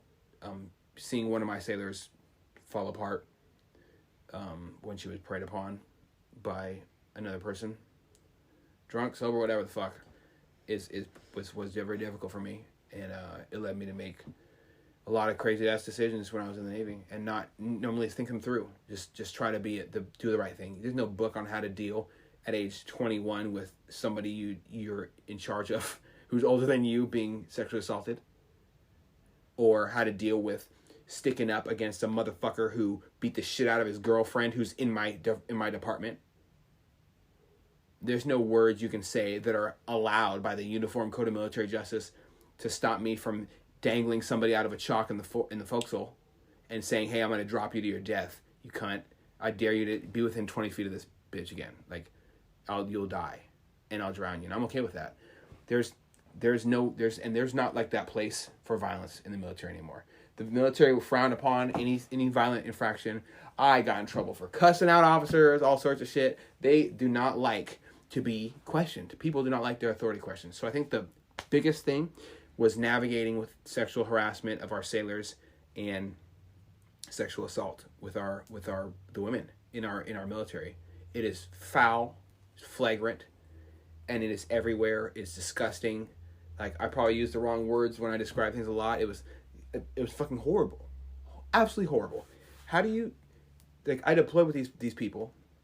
We all are okay with dying. We signed up. Ain't nobody else signed us up. We signed up. We're all okay with dying for our country. And people amongst them are willing to, violate somebody else's bodily, their body system. Their own area. Like, stay away from my fucking no square, bitch. Like, I don't get how difficult it is. Like, don't be an idiot, right? So, I got in a lot of trouble with my new chain of command when I got to California, especially. I'll never forget.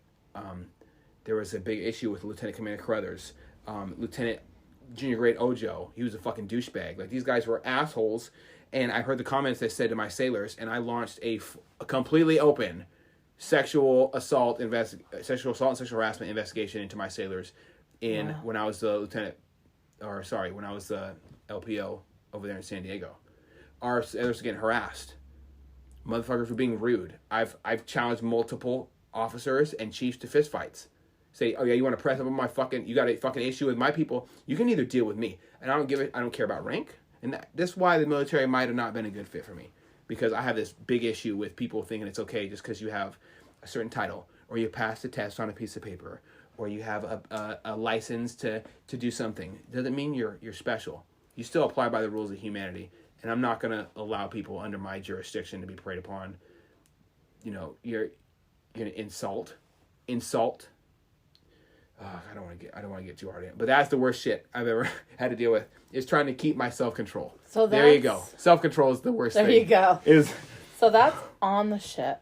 On the ship. Just about the ship. Too, yes. But that was just about the ship. Mm-hmm. So I know probably the answer to this question. So the worst thing, it's going to be a hard one, is were you deployed when you got the phone call?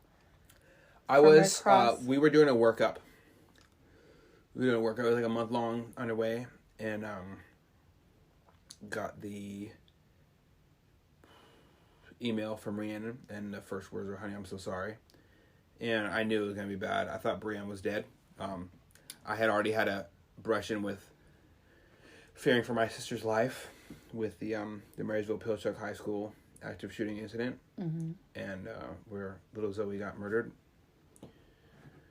And I already had started the gear. The gears start turning. Something's wrong. A lot of people react to them in normal ways. Mm-hmm. Oh my God, I cannot believe this happened. How? I can't believe this. Like, you have to convince yourself that this horrible event just really happened. For me, it wasn't like that. I was like, fuck. I start putting up those mental barriers. We can't cry in front of everybody. We can't show weakness. We have to focus on our job. We can't do this, can't do that. Hearing that my lovely, great relationship person, father, was found not too cognitive, lying in his own shit, and pretty much dead almost. And he was rushed to a hospital. Wasn't like the easiest thing to hear. The previous conversation I had with him on the phone, I called him on Father's Day to Rihanna tried to convince me to try to talk to him, and I was like, you know what? You're right, because if something happens, I'm going to really regret it. And we got into an argument on that Father's Day, and then I left for a little mini deployment thing, so I was out and about on the water. So that was the last conversation that you had with him. The last conversation, I finished with the words saying, if I were you, I'd kill myself, because you're going to one day look back on your life and realize that you're not this great person that you think you are. Ouch. You're a narcissist. You think only about yourself, and you like to paint this beautiful picture about how you've been the best person in your life, when all you've done is create a broken young man. I had to teach myself in the mirror how to stick up for myself, and I wouldn't, you're going to grow up, you're going to get old, and you're going to die alone, and you're going to miss all of this. You're going to miss my children being born and being loved, and I'm never going to treat them how you treated me. And he said, well, when they challenge you, yes, you're going to treat them, yes, you will. And I said, no, I'm not. So I'm not weak like you are. And I hung up.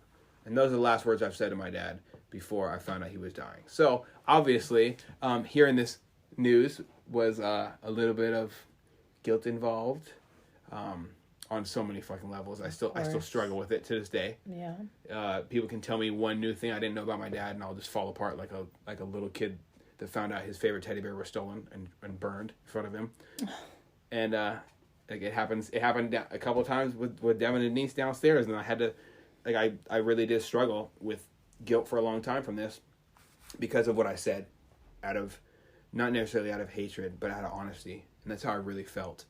And to knowing that I allowed myself to feel that much disgust and hatred for somebody, it takes so much from your soul, and it really made me a weaker person as well. So if I drink too much, that's why I don't drink a lot, to the point where I get drunk ever, because if I do, and somebody says one thing, it'll tip me out. Last time I got really drunk, I was downstairs in the bar with Devin and Denise, and not with DoorDash. No. Last time I got really drunk was, and we'll talk about that later. That's hilarious. But I was really intoxicated, and Rhiannon brought up something about a memory about him in the hospital, and I completely fell apart. And I had to call the veteran suicide hotline. Yeah, and I remember that. It was not a good day. So thankfully, there are trained professionals that are willing to talk you down. When you're just, I didn't know who else to talk to. I couldn't talk to a normal person, and I knew I couldn't talk to a therapist. I didn't necessarily want to kill myself, but I needed to talk to somebody who has dealt with somebody who is freaking out, and probably drunk, because it's two things: alcohol and sadness don't go well together. No, they don't.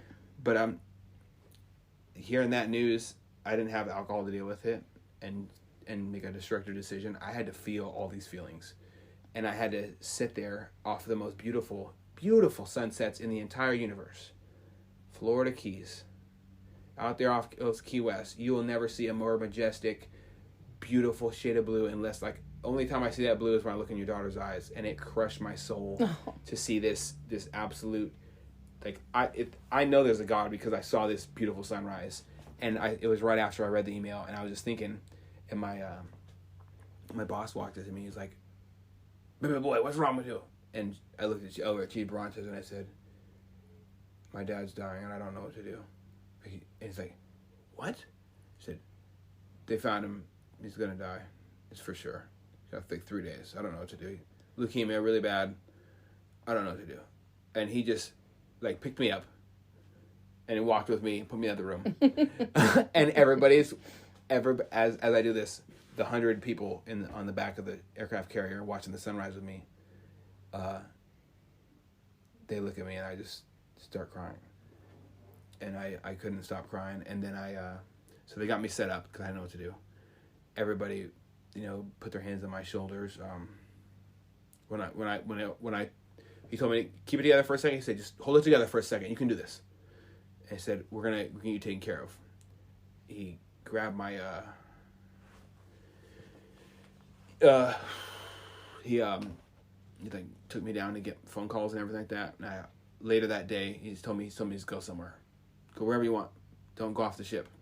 Just go somewhere else. And so I went somewhere else and walked around. Ended up running into a group of people in the Navy with me, and they walked up and started giving me hugs, and I kept crying and I just couldn't do it. And I never forget Chief Bunton over there in the supply section of he had a special phone in his office that he called his wife on every night to say goodnight. And he let me use his phone, and I talked with Rhiannon, soaked his keyboard in tears, and then I started keeping it together. So and then I started talking to her while she was in the hospital. Your daughter stayed there for 3 days, barely fucking ate or anything like that, and really held his hand and was there the whole time. And I asked her, like, told her, just leave, please. You don't need to be there.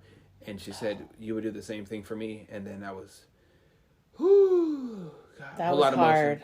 Whole lot of emotions in that. And I know it must have been difficult for you as a mother to see your daughter. It's like the most selfless act I've ever heard of in my life. I couldn't. Like, I went there, and I went to go in there to tell him, hey, listen, I got your son. Like, I'm never let anything bad happen to him. I had this whole speech prepared. And Rhiannon's like, Mom, you're not going to want to do this. And I said, no, I have to do this. Like, he has to know that we got Eddie. Like, we will be his family. I'm going to go in there and do this. And I marched right in there, and I saw that man, and it was exact same position that her dad was in, with the exact same tubes. And I couldn't do it. I turned around and I walked out. I lost my shit, and I just told her, are you sure you can do this? Like, I couldn't even imagine at 17 years old what this girl was going through. And I just said, I'm not comfortable with you being here. And she goes, Mom, I have to. Like, he would do it for me. Mm-hmm. That's what she said to me. I'm like, I need to know you're okay. Is there somebody there with you? And that's when I believe it was Cody that came down and stayed with her. And Mike. And they were all surrounding her. And I was so angry at the time at all the adults, because I felt like, why are you leaving a 17-year-old little girl to deal with all of this? They weren't strong enough to stay there. And she did it. And it was hard for her. And she fell apart after she came home. But I was never so proud of my little girl than at that moment, where she sucked up everything she had. When me as an adult, I could not do it. It was too hard for me. It was too painful. So to see her do that at 17, I was like, whoa, this girl. So when I usually tell people at the end of the podcast, like, what does, I usually ask them, or I ask them offline too, what does the word sacrifice mean to you? I ask your son this quite often because I want to see his answer change every time. It's really amazing. What does sacrifice mean to you? And like, if I was to say what the word sacrifice meant to me, that is it. You give up everything that a normal human being should have a response to this. Like, she should be mortified, terrified to be in the same room as somebody who's actively dying, traumatized from seeing her dad in the same position, just completely petrified. And taking that and putting it apart, she sacrificed a piece of herself for something else. And people talk about what true acts of heroism are and stuff like that. That is it. To do that took an extraordinary, not like a regular woman can just do that, or a regular guy. That was an extraordinary woman who sat there and did that. And I knew at that moment, that there's nobody else in the world that I can ever be with in my life. In my so life, at that for sure. moment was That like, was like I need to marry this person. she's the one. Well, it was like after it, like, cause obviously I was super fucked up. Well, yeah. So she holds the phone to his ear. Yeah. You say your goodbyes. So she's I listening didn't tell to him you. goodbye. Or you say whatever it is you wanted to say. Yeah, I told him I You never got to be there before he passed. You didn't get to Yeah. come until after, right? at all. Right. I tried to. It was weird. It was weird to me, dude. This whole thing, like, I've honestly, it was the whole thing's weird to me. Like holding the phone to somebody's ear, you don't know if they're there or not. Like whatever the fuck. Like, I thought I was angered by it. I think I was just very, very sensitive and hurting really bad because the whole thing, I felt horrible about myself, guilt. What type of person tells their dad you want him to kill? If I was him, I would kill myself. Like, it's kind of screwed up. You could have really, really painful hatred in your heart to say that. And I knew right there that I was so damaged. And I don't think it's hatred. I think it's just pain. You were speaking out of pure pain as a little boy who had endured all this stuff from his dad. And I know it sucks and it hurts, and those were the last words, but you got to know that he's okay with it now, and he's so proud of you. I know he is. Like, you've done nothing but made such a good man out of yourself. I appreciate that. Out of every, I've literally watched you transform since you were a teenager to where you are now. Yeah. And we'll touch more on that later. But so then, I don't know, I think it was right before she turned 18. I get a call from you, from the ship at work. Yeah, we were just pulling in. Yep. And I'm like, oh. I'll never forget. We just got phone I'm service. like, what? I was not supposed to have my phone. I was like, you know what? This is the one time I'm gonna sneak my fucking phone. Fuck everything. I knew because I thought about it, and I was talking with my guys about it. I'm like, how the fuck do I not marry her? Is the question, right?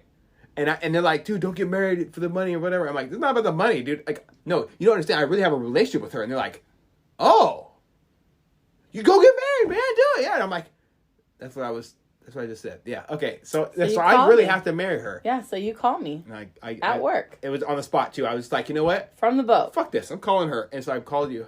And I'm like, oh, I said, like, what's going on? Like, well, and you have this very important question. You're like, how would you feel, if I married your daughter? Like, I would really like your blessing. And I was like, I couldn't wait. Like right I couldn't now, wait. right now. No, I couldn't like, wait. like, I couldn't ask you in person. I was so excited. I was couldn't like, do it. I couldn't contain it. like, are you serious? You know, but what do you, so as a parent, you have to look at things and go, okay, you have to really think about it and go, okay, what side of the fence do you want to be on? She's going to be 18 in a couple months, so it doesn't really matter what the fuck I say right now. Right now, it's where my support lies and where my loyalty lies. So at my point, I'm like, because Rhiannon has always been an old soul. Always been an old soul. And she's always been pretty good with making good decisions. And watching you and your relationship and coming and seeing you, you know, a couple times, like, I was like, well, at that point, almost all of her friends, I would say 75% of her friends were having babies. So to me, I was not for having her, babies. Hell no. her to just get married, I was like, well, if it doesn't work out, you know, there's paperwork for this shit. Like, paperwork, yeah. Okay, if this is what you guys want to do, then you have my full support. And it was hard. It was hard as a parent to say that. But somewhere in my heart, I was like, this just seems like it's the right thing to do. And I'm so glad that I chose to support you guys. And I chose to be there for you.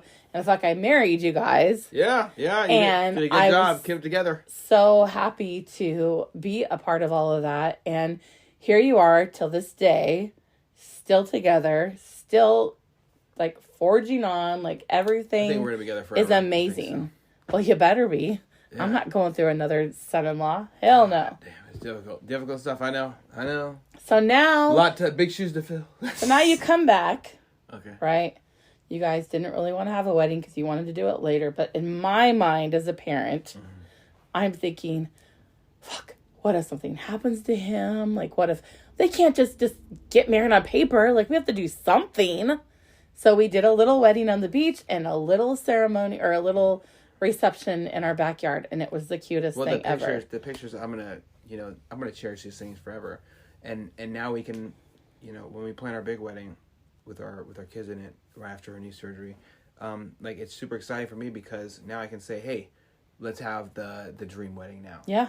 We have the house, we have the 4 cars, we got the fucking 3 dogs, we got the baby now. You guys are doing the damn thing for sure. I make over 100K easily. Like she just finished beauty school. She's about to make at least 75K easily a year. Yeah. Let's take all these because we have a very strong foundation, and when the strong foundation is strong, you can build on that. Yeah. And patience is my trick. Everyone's like, you guys need to have babies. I'm like, fuck you. You need to have babies. Do you want to have more babies? Like, oh no, I don't. And then shut up. That's like usually my response. As much as I would love to have grandchildren, I do respect the fact that you guys want to do all these things before having kids, because I didn't do that. I only wanted to be a mom growing up my whole life. People wanted to be lawyers and doctors and such. I wanted to have babies, and that's awesome. I love my special. Children. I like your kids. They're kind of cool. I did it. Yeah, they're all right. I'll keep them. But I didn't. Well, Rhiannon wasn't planned, obviously. I was so young. But she's the best thing that ever happened to me. All my kids. She's the best thing that ever happened to me. All my kids are the best thing that ever happened to me. I love them all. I always tell them I love them all the same but different. Mm-hmm. All 4 of you. You got to be a mom to understand that shit. So yeah. So now you come home to get married. We throw you this little ceremony. Never forget it. Right? The next day, you go to prom. The day after that, you leave. Yeah, I gotta. It was boom, boom, boom. Your teachers, principals, everybody was coming to this little reception. It was amazing. Yeah, she was weird. We had a strong, huge community. Mr. Miranda and his awesome wife, and my community is the most beautiful community that I've ever experienced in my life. That I've ever heard about from other people, including that in that statement. Having somebody who sees you every day and they see you're hurting and they stop and say, hey, come check my office, let's chat. Usually you go to office if you're in trouble. I talk to Mr. Miranda every day. He devoted at least 25 minutes of his time to me every day. He was very cool. I'd miss a class and I'd do the homework later. I don't care. This person is the reason I'm alive. A lot of those times where I was fucked up. I was really fucked up and I was having some bad thoughts, and weakness in a child a broken child can do a lot of bad shit. They can shoot up a school. They can do a bunch of horrible things. They can be destructive. They can be addicted to drugs. Broken children are the worst thing ever. It's people like Mr. Miranda that really hold us together. You should reach out to him. I want to. Well, I knew he was having back surgery. Tell him how great you're doing. I'm gonna probably take him shooting. Is my goal. I love to take people shooting. It's so easy. All you gotta do is throw this really, really, really small thing at something that's gonna go bling, and all you gotta do to do it is pull the trigger. Pull the trigger. And don't miss, motherfucker, or I'll laugh at you. And be calm. And it's an area of focus, and it really helps me heal. Okay, so now we've had the wedding, you've had prom, then you go home. What was it like coming home? We got really lucky with you coming home on the holidays. Oh, God, we did. I don't know anybody who's made it to every Christmas. God lucky, damn. Like so lucky. But tell me how that was for you. Well, to me, it was emotional as hell. Tell them, because I know. I always wanted to have a Christmas where the family's together and they're actually happy to be there with each other, and they're not arguing about whatever the fuck, right? It was great. So, being able to see my Christmas present from life was seeing Rhiannon. I could probably talk about her until the world ends. There's nothing better than looking somebody in the face and knowing that they're looking you in the face, and their soul is dedicated to you and yours as well to them. And there's nothing more that they rather do than just sit there in a second and pretend the whole fucking world disappeared and just get lost in it and be captivated by her eyes was everything I needed. Nothing mattered. I didn't care about my dad dying. I didn't care about having to deploy. I didn't care about the possibility of war. I didn't care about Obama droning kids by accident with his presidential orders. I didn't care about anything. I didn't care about politics. I didn't care about shit. All I cared about was Rhiannon. And I did kind of see the struggle with having to divide your time, because in our house, Christmas is a huge, big deal. Any type of holiday, birthdays, holidays, all that stuff is a big deal. And so she says to me, Mom, like, I don't know how this is all going to work out, but I'm going to have to share, with Eddie's family. And I said, of course, I know when you get married that you have to share the holidays. And I think my favorite one was when we had an open house and we just left it open all day, and we had, we made appetizers or whatever, and everybody just came over and chilled. Grandma was there, Bill was there, Barb was there. Yeah, it was definitely weird. Friends came over, and I thought it was a great time. I had a great time with all of them. I didn't mean like weird, like in a bad way. I mean like weird compared to how normally people do things traditionally. Yeah. But I'm not really a traditional person. I think traditions are stupid. I think living in the moment is so beautiful. You lie, motherfucker, because at 4 a.m. on Christmas morning, you got the music going and everybody's up and we're opening presents and having mimosas. Okay, that is right. our new tradition. Well, first of all, I drink whiskey. But yes, it is true. 4 a.m. It's when Christmas starts here. Because at 7 a.m. Eastern time is pretty much the same time. And I think it's 5 o'clock somewhere. It's 7 o'clock somewhere. Okay? Suck it up. I also don't like to sleep. I don't sleep a lot. So I get excited and then we can take a nap if we drink too much. But being torn in a bunch of different directions, a lot of people have it kind of messed up how they look at it. To me, I wasn't torn in a bunch of different directions. I knew where the fuck I wanted to be. I wanted to be at a place where people have never, ever told me that they didn't care if I was sleeping under a bridge or not. I didn't care to be sharing the same room as people who told me you're going to be just like your dad. Or people who told me that I need to do things differently because they said so. Fuck that, right? I wanted to be with people who love me. But who love me unconditionally. So for me, it might have looked like I was pulling different directions. That was a little me that was trying to fill gaps. And now, like, that I've matured more in only a couple ways because I really haven't matured very far in life at all. I really don't want to fill those gaps anymore. Why? Yeah. They're there for a reason. And when you have gaps in your childhood or where you I wish my daddy did this. Shut up. Make that real in your life. When you can. And you know what? For me and my kids, guess who's going to be there? Guess who? I'm going to be there. And me. I'm going to do... Yes, you can be there too. But I'm going to do all these things. Yeah, you're going to do all the things. Like, all the things that I wanted to do for my kid. And it sucks to reach that point. But it's really, really helpful too. Because now I can sit here and say, I don't have... I don't wish I did all these things with my dad. I am going to do all these things with my son. You know what, or my daughter. If you didn't have all those experiences, though, you wouldn't know what you really want to give your kids. Because I had shitty growing up. It's the truth. Yeah, air it out. I was able to take those lessons, and like my mom says all the time, I'm so sorry for whatever. And I'm like, don't be, because if it wasn't for that, I wouldn't know what I didn't want to do as a parent. I wouldn't know that I wanted to be a better parent. Yeah, it's also good for her to take accountability and say that, hey, I'm really sorry for this. I mean, it doesn't ever fix the shit. You know this. It never fixes shit. No. But knowing that you fucked up and owning up for it is a lot better than pretending it didn't happen. That whole sweep under the rug shit, you got to clean under there eventually, girl. You going to move houses. You going to see all the dust, shit. I mean, I tell Rhiannon all the time, like, I'm sorry for a lot of the things that I have handled some ways I shouldn't have, and I'm sorry for some of the stuff that you had to go through. But I honestly also feel like if she hadn't gone through all the stuff that she has, persevered through, I feel like she wouldn't be the amazing person that she is. She's like the best person that true. I know. Well, she definitely is. And I think she's great because she's been molded by life. And life, you don't mold a rock with a fucking straw. You take some heavy, hardened object and beat it into the sculpture that you want to create. And that creates this beautiful work of art. And that's what you have with your lovely daughter, honestly. and I'm not just saying this shit just because it's you and me talking. I really do talk like this about her all the time. She is an extraordinary individual. There's magic that exists in the nooks and crannies of our lives, and some people just have that thing. And your daughter has it. Like this attitude that just draws people to her. And a lot of people can't hang. A lot of people, they're weak.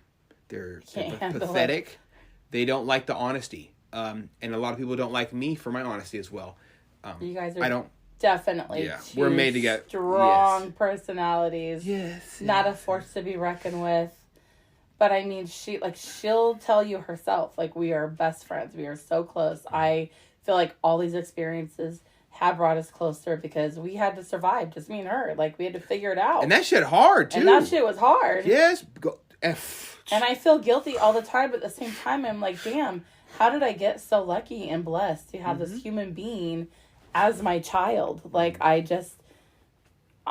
not just saying that because I'm her mom, but it's just, she is just so amazing. And the bond that you guys have and the way that you guys take care of people together, like, you just match her energy.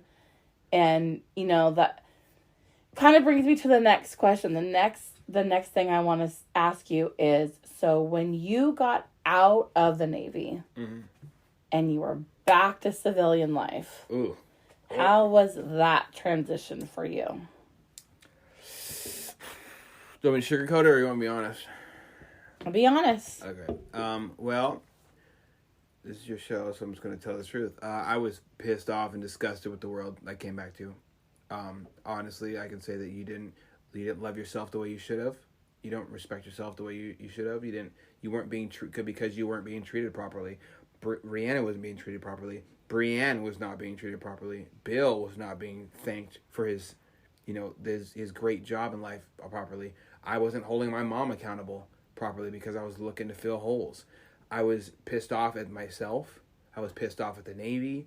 I was pissed off at life from pulling me from the Navy because all I had to do was advance one more time and I could have just wrote out the next 16 years of my life. I went from E1 to E5 in 2.5 years. Got all my warfare pins, got all these accolades, and I got recognized for so many cool little things, right? And it sounds like I can sum it up in a sentence, but it was so powerful and huge to me. And the feedback I got from my people around me was awesome because these are kids that I had to teach. A dude had to I spent time out of my day having to teach somebody how to wash their body because they didn't know how to take a shower. How the fuck does that happen? When your parents are murdered and you've lived homeless your whole life. Oh. So, well, there's that. And I've had to deal with people who got caught. I caught motherfuckers with child porn on their laptops. Ew. So the laptops were smashed into their face and things happened. You know, I was very disgruntled when I first came home. I make a joke a lot of times, but it's a lot of people think it's a joke, but it's the truth. I was a disgruntled ass veteran when I came back. I was pissed off at the world because I saw no moral sanctity. I saw no respect. I saw no true love, unconditional love, and I was pissed off because I didn't have it already as a child. So that just stacked and stacked and stacked, and I had to put on a fake face to be somebody who I wasn't, which is someone who's complacent or complicit in things I disagree with. So I bit my knuckles, you know, like this, like you saw in the movie before. I bit my knuckles a lot of times, and eventually I boiled over. And Rhiannon would tell me all the time, you always look pissed off, and I said, no, I'm fine. And finally I stopped saying I'm fine and started telling the truth. So transitioning out of the military is as simple as 1, 2, tell people how you feel. Don't hold that shit in. I did that, and I should have stood up. I should have done the right thing and stood up for what I believe in. Now I'll die on any hill over what I believe in. Unless you can honestly tell me something that I've done that's fucked up, like I'll die. I'll fight to the end. I don't give a shit. And especially if my brain's not in the right place, I will die on that hill. Absolutely. If I believe that this is right, I will die over the small thing. I don't give a shit. I would rather die and know that I stood up for something right, and my wife can trust and believe and have faith in that, versus me saying, okay, I'll just sit here and let life happen. No, fuck that. Life is meant to happen for you, not just to you. And anyone can take their life experiences and change it. Look at you. You doing crazy your whole life. You were like, fuck this. You know what? I'm over this. I'm done with life. Treating me like it's own whipping boy. I'm gonna kick his fucking ass. And you did. You did the Django. Okay, you shot all the slave owners, right? So now here you are, a phenomenal mother as you've always been, right? Thank you. Kicking down the door in life and trying new things.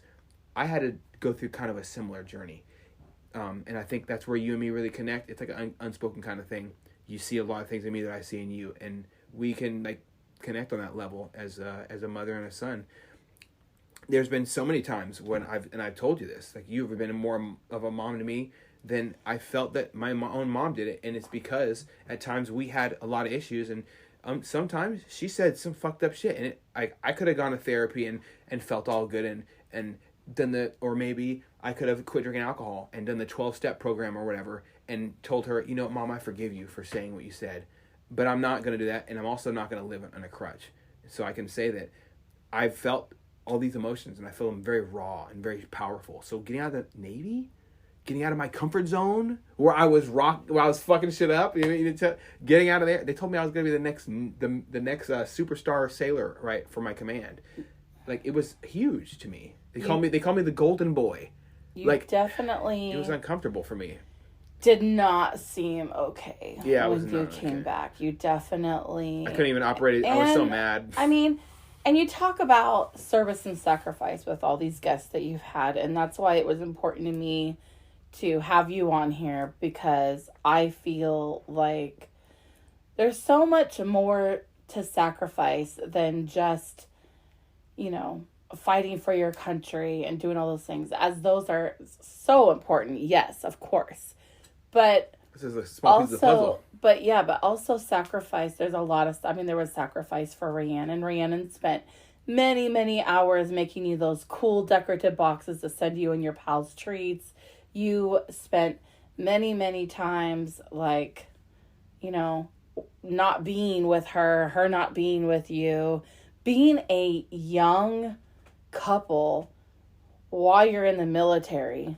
And not cheating on each other. And not cheating on each other is tough. Not even heard of. It's not a thing. I don't even think you found any person that just was like that. I think there was just a few. I really, really fucking thought I did. And it wasn't till a year and a half later that I found out it wasn't true, and I was crushed because I don't deal with people who cheat. I don't. Right. I don't deal with it, and and this is. And me saying that is my precedent. That sets the fucking standard. Yeah. So now that I've let somebody around me that's done some shady shit, I've compromised my standards. How the fuck is anybody gonna respect me? So I denounce any form of that shit. I can't do it. Yeah. Coming back and seeing people like, oh man, I miss you so much. Yeah, and I was a little jaded, honestly. Yeah, why didn't you fucking call me or answer your phone when I called you or respond to me when I was in town? I tried to go to people, and this is something that is really fucked up. If somebody I traveled 3,000 miles every time I want to fly home from Virginia to Washington is ridiculous. Looking back, I would have stayed my ass there. I would have said fuck y'all. I don't want to talk about. I would have just.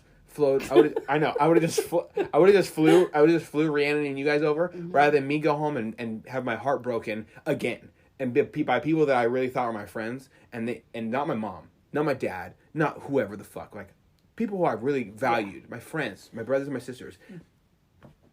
Y'all don't want to pull up? I told them in advance when I was showing up, and then hey, you can drive to me. Here's my address. Wow, I came 3,000 miles already. Yeah. Go fuck yourself. And that was, and it sucks to say that, but that's what the fuck it is. That's shady as hell. But I feel because of that, I've single-handedly seen you. Hey, so-and-so's here from on leave. Can we go meet with him for drinks, or can he come over here? And oh my God. I saw you, that one guy, I can't remember his name. LaBarge in Vegas. No, the one that came here. The guy with the glasses. Jeremy. I love him to Jeremy Smith. Oh my gosh, I love that kid. He came and hung out. He even came to a party, I think, even after he came and hung out with you. Every time he shows up, he tells me right when he's here, and I'm like, what? I'm always. It's always. But you always make time. I'm literally surrounded by my friends. Yeah. Like usually at my fucking birthday is when he's here. Yeah. Like, it's kind of weird. Yeah. You just show up like, hey, I'm here. But he's so cool. During my birthday, I'm like, I can't just leave all these people to come see me, but I want to. And he was happy to come here, though. I offered to pay his gas. Oh, yeah. I offered to fucking fill up his tank and buy him a bottle so he can relax. Like, you got to take care of your boys, right? Yeah. And this motherfucker, like... Yeah. But I digressed. But I mean, you always make the time for them. And yeah. It was really hard to see these people that didn't want to make the time for you. Like, I bullshit this. If I said it didn't hurt, I'd be bullshitting. Yeah. Men need to be honest. You could see it, though. It really fucked me up. It reminded me of when I was having a birthday party as a little kid and nobody showed up. I cried, like, so bad. I told my mom, was like, what do you want to do, Eddie? I said, I want to break things and cry. And my mom just held me on my back deck while my aunt's dog licked my face for like an hour. Oh my gosh. And that's what it feels like. And like, that's horrible. Like my grandma just died. Everything was fucked up. That's exactly what it feels like. You feel like you're lowest of the low. All you want is people. You want to show these people, hey, look at me. I did something. I signed up in the military, and a lot of people don't like people in the military, and they're usually fucking losers. People in the military are awesome. Not just because they do really simple tasks really hard and they try super hard, but a lot of people don't like people in the military, and it's sad. You don't know what these people are going through. Like me my story isn't shit. I know people who deployed for 16 months. I know people who deployed and had to end the lives of children who got AKs handed to them by their moms. The Taliban sends groups of kids at you with guns, and you have to make that decision in the split second. 19, 20, 21 years old. Are you going to shoot this child who looks like your little brother in the face? He might be a little tanner. Maybe he's wearing different clothes. Who gives a fuck? You're shooting a child in the face. Like, when our vets come back, or our active duty service members come back, I don't want them to lift a fucking finger. And that is why I make time to see my vets. When I go to Vegas, I got a boy down there, Thomas Labarge, love him to death. Yeah. He drove his truck, picked me and Rhiannon up. We went to dinner. He tried to pay for it. I won. Love that. We drank together. And while I was going to get water for Rhiannon because Rhiannon was feeling good, he ended up talking to Rhiannon and saying, "This guy's the only guy I know," and I can say this honestly. I didn't ask him. He said, "It's the only guy I know who is not cheated on, and he will refuse to even look at someone who has a vagina. Like, this guy he's my guy." And it's the truth. Like, you have to honor your relationship. But, like, seeing people and reconnecting with people in the military is always really difficult for me. Because these people saw a version of me that was still trying to figure out who I am. It's kind of weird for me to talk about myself, and I'm really uncomfortable still. It is so hard for you. It is so hard for you. But it was, like, I was trying to do the best possible. I was really never, like, I don't want to tell somebody's mom that their son is dead again. I don't want to have to read, and then I caught myself reading messages letting my sailors know that their moms got murdered, and telling other sailors that that they've lost family members. Yeah. And being there when sailors can't go home. Oh my God.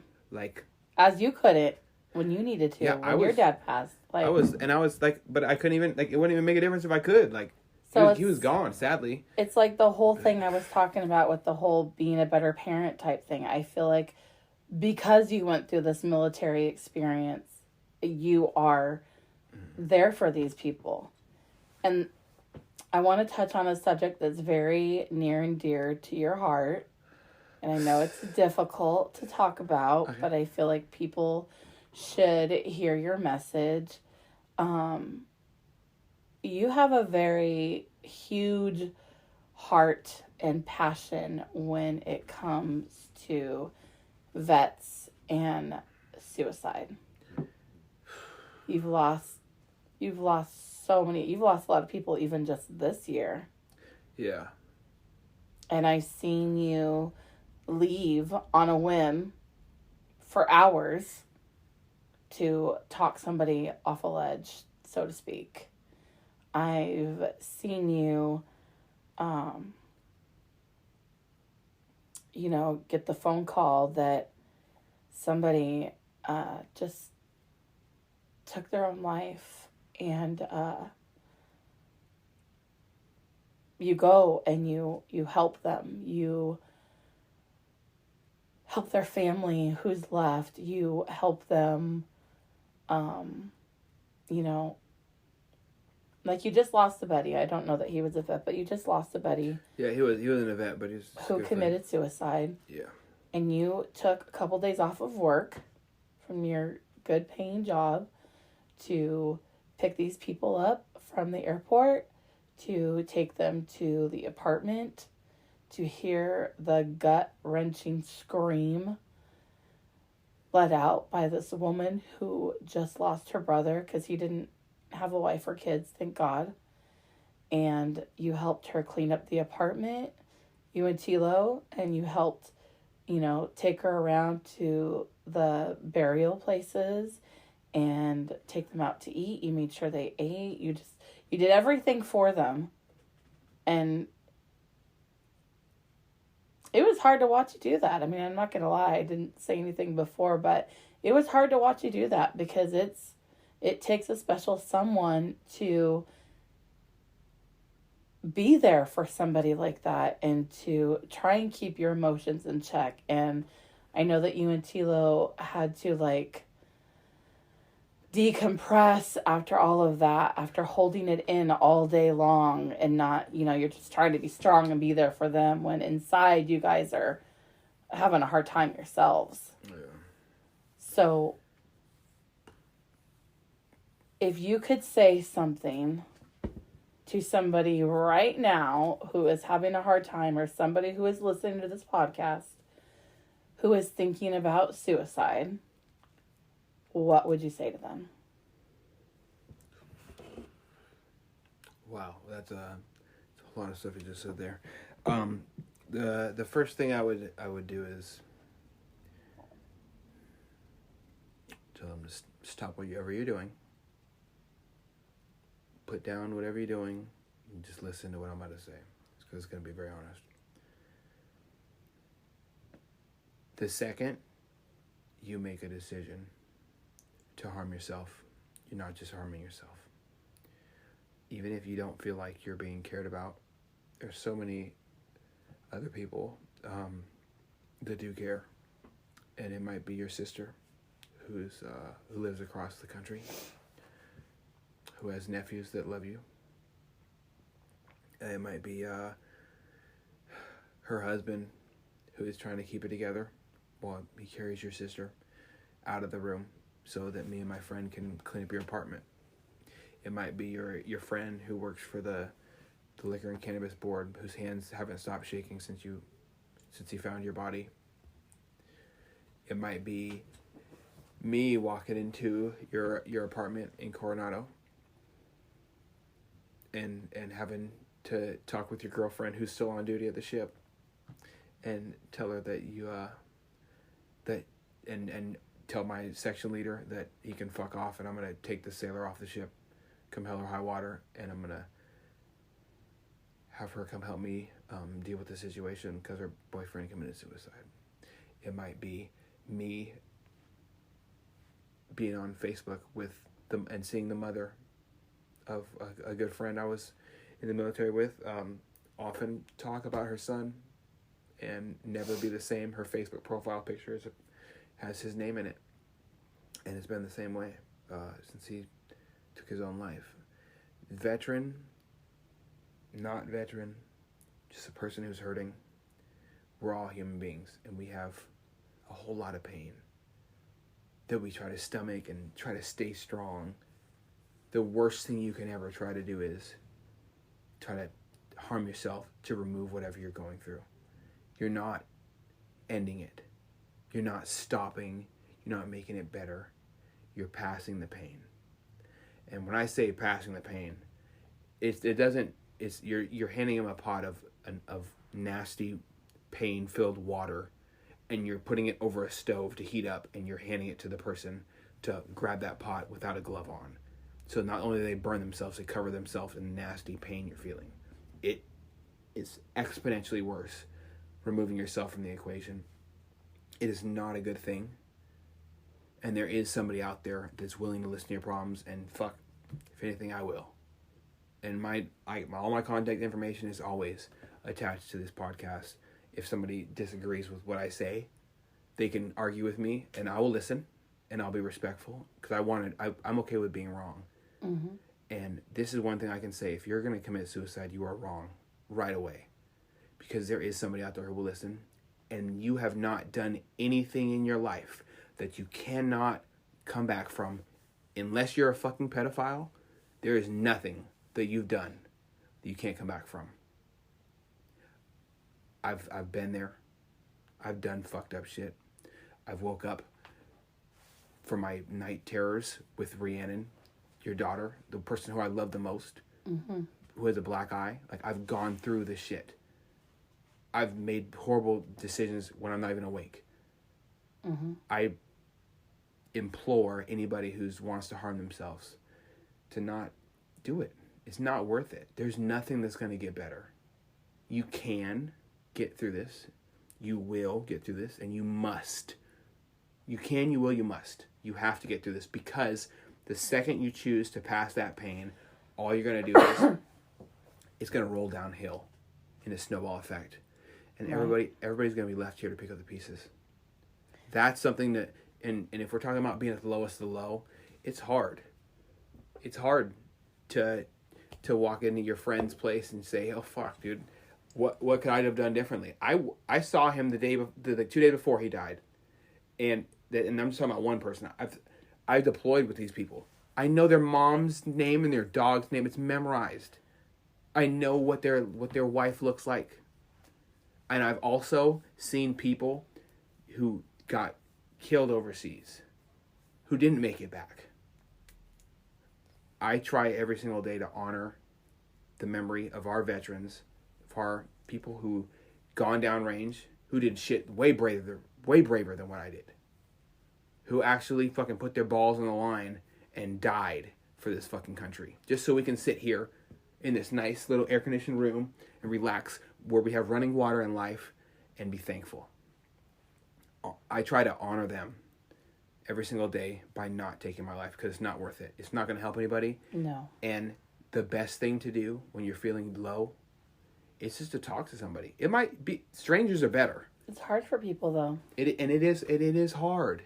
There's many things that are hard in this life. But this is what I don't understand.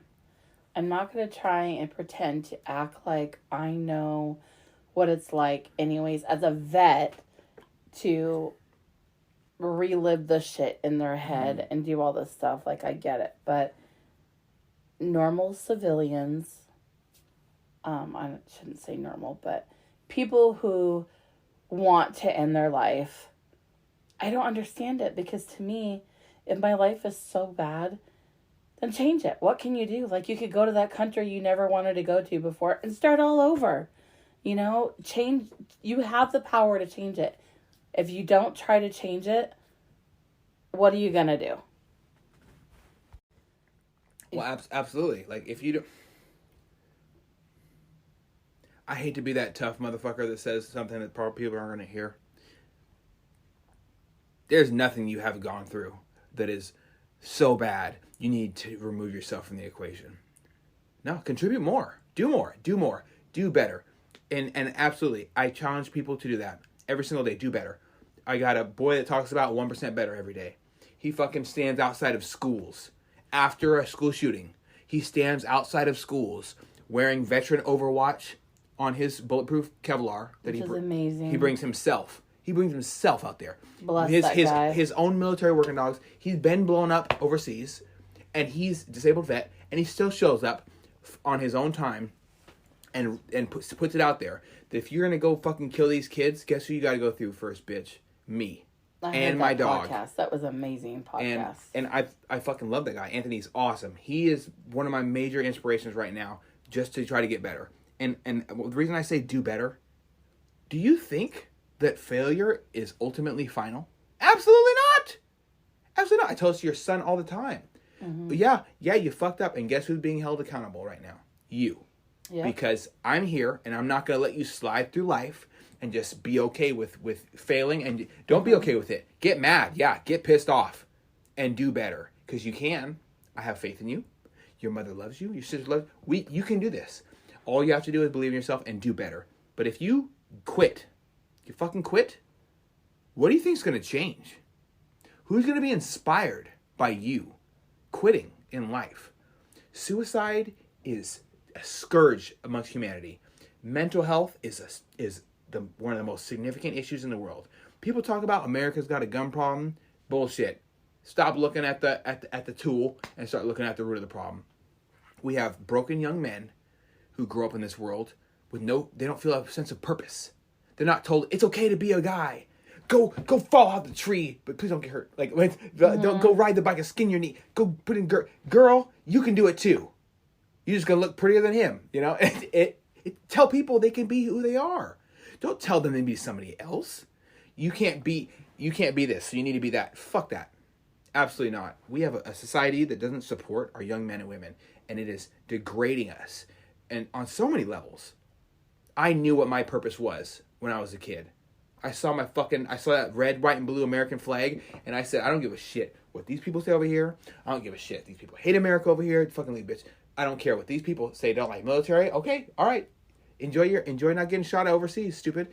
I don't care what anybody says, but I know what I need to say, and I need to stand up for saying I'm not gonna sit here and cower in my section of fear and let this world crush me. We have fucking running water in America. Like, when it comes down to it, who the fuck are you to complain about your problems? Like, humble yourself, for real. That's what I always tell my kids growing up was, let's be thankful for what we do have and not for what we don't have. 100%. And we're spoiled every here. Negative situation, there's always something positive. There's always something out of the worst scenario. There's a reason for that, and there's some sort of positive outcome from that. Absolutely. And I recommend that everybody in this entire world listens to the book. Like, I call it essential. If you don't listen to the book that Tim Kennedy just wrote called Scars and Stripes, you're fucking up for real. This book changed my whole brain. Listening to it. Your whole brain. Yes, the whole thing. Every single piece of my brain has changed now. And I have a lot more confidence and I'll have a lot more happiness because of it after I listen to it. Sitting in a pool listening to this guy talk about the shit he's gone through and how he really made a mistake, and then his end paragraph about failure not being final, it like brought me to tears. Hearing this person talk who's gone through some real shit talk about how just because I was an egotistical asshole who thought I was always right, and now I'm more humble and I'm a member of a team, and as a team we have to be better no matter what, or we're failing each other. That thing doesn't just apply to the military or the Green Berets or the Ranger qualified Green Beret Special Forces sniper who's also doing jiu-jitsu and a shooting instructor. All these, you don't need all that. That guy's a unicorn. He's like a unicorn. So, but his message is that we're not us. We're not you. Mm-hmm. You're not me. We are us. We are a team. Mm-hmm. If I don't fucking try hard for you, you're not going to try hard for me. And that is how I try to deal with veteran suicide as well. There's so many things we can do for our communities as vets. You might be a disabled motherfucker, but that doesn't mean you can't go and volunteer at an after-school program. Find your sense of purpose. Your life does not need to end just because your MOS doesn't say rifleman or doesn't say fucking operational specialist, air conditioning loving motherfuckers, or you don't need to take apart and move bombs. You don't need to be a fucking EOD or a shooter. You don't need to shoot people in the face to have worth in this country. No, you are special. You are meant to do great and powerful things, and you have every opportunity, as long as you have breath in your lungs, put some energy out in the universe. My favorite thing that I've done this entire year, the whole year, besides hang out with your daughter the whole time, is, and I get to wake up to her every day. How great is that? Like, amazing. For real. Amazing. Every day I get to wake up to your. If people knew what it's like to be away from your spouse, you might appreciate it more. And fuck, dude, I love her. But the coolest thing I was able to do this year is ask my buddy to come up and hang out at your family reunion this year on your daughter's father's side of the family. And these kids were like, let's play hide and go seek tag. I'm like, oh yeah, hide and go seek tag. Oh, Tilo. I had my friend bring out a ghillie suit and Oh my God, black that camo, guy. and we played hide and go seek tag against 16 kids. And they had the best time hiding from us. And no matter what, they still got candy at the end, as long as they didn't break the rules. They broke the rules, they didn't get shit. Hey, the quick sidebar, I just got to say, Tilo is also on one of these podcasts, and I've only met the guy like a handful of times, and he's freaking amazing. His story is amazing, so you should really go to that service and sacrifice episode. Absolutely. I 100% agree. Anyways, I digress. So, But I digress, yep. That's as I Tilo digress. says. As Tilo I says. digress. But yeah, he dressed up in a fucking ghillie suit, and we played hide and go seek tag. He was all about it. It was awesome. It was completely pitch black. He was creeping in the grass on this giant ass field, and these kids are like, oh, the kids are like, I'm like, stay out of thorn bushes. Where these kids go? They hid in a whole group of thorn bushes. They're all cut up. They hit it. They cheated, and I'm like, I'm not gonna get mad at you for breaking these rules. I didn't find it till the very end, so you get your treats. But it was one of the coolest things I did because I told these kids, hey, listen, you don't get shit for a reward if I catch you. Whether I gave them a treat or not doesn't matter. You changed that. I told them whole reunion this year. Yes, well, you have to challenge the children and say, "Hey, if I find you, you're done." We sure did. There's this flame that lit up in them. It's like when they go hunting in hay for candy every year, right? Yeah. You try something new, and children need attention. Like for real, like we don't spend enough time paying attention to our children. And if these vets who feel like the whole world is at the end, and your whole world sucks, and I don't really know if I want to be here anymore. I'm in an empty house. My wife left me because she didn't want to sacrifice with me. Or my wife took the kids from me, and because I came back from war and I screamed in my sleep. Or, these are real stories, like for my friends that goes these. Or I came back from deployment after finding out halfway through that my wife cheated on me and I want to kill myself the whole time. That's the thing. That happens. Yeah. And having a suicide watch on sailors ain't fun. But I'll tell you what's worse. It's not being able to conform to normal society. Separation anxiety is a serious thing I went through when I came back from the military. And it wasn't have anything to do with me as a child. It was completely because I felt like I had no sense of purpose anymore. I was wiping down tables at a 24-hour diner. You wanted to be back in the military. I wanted to be back in the military, 100%. Not gone from my wife.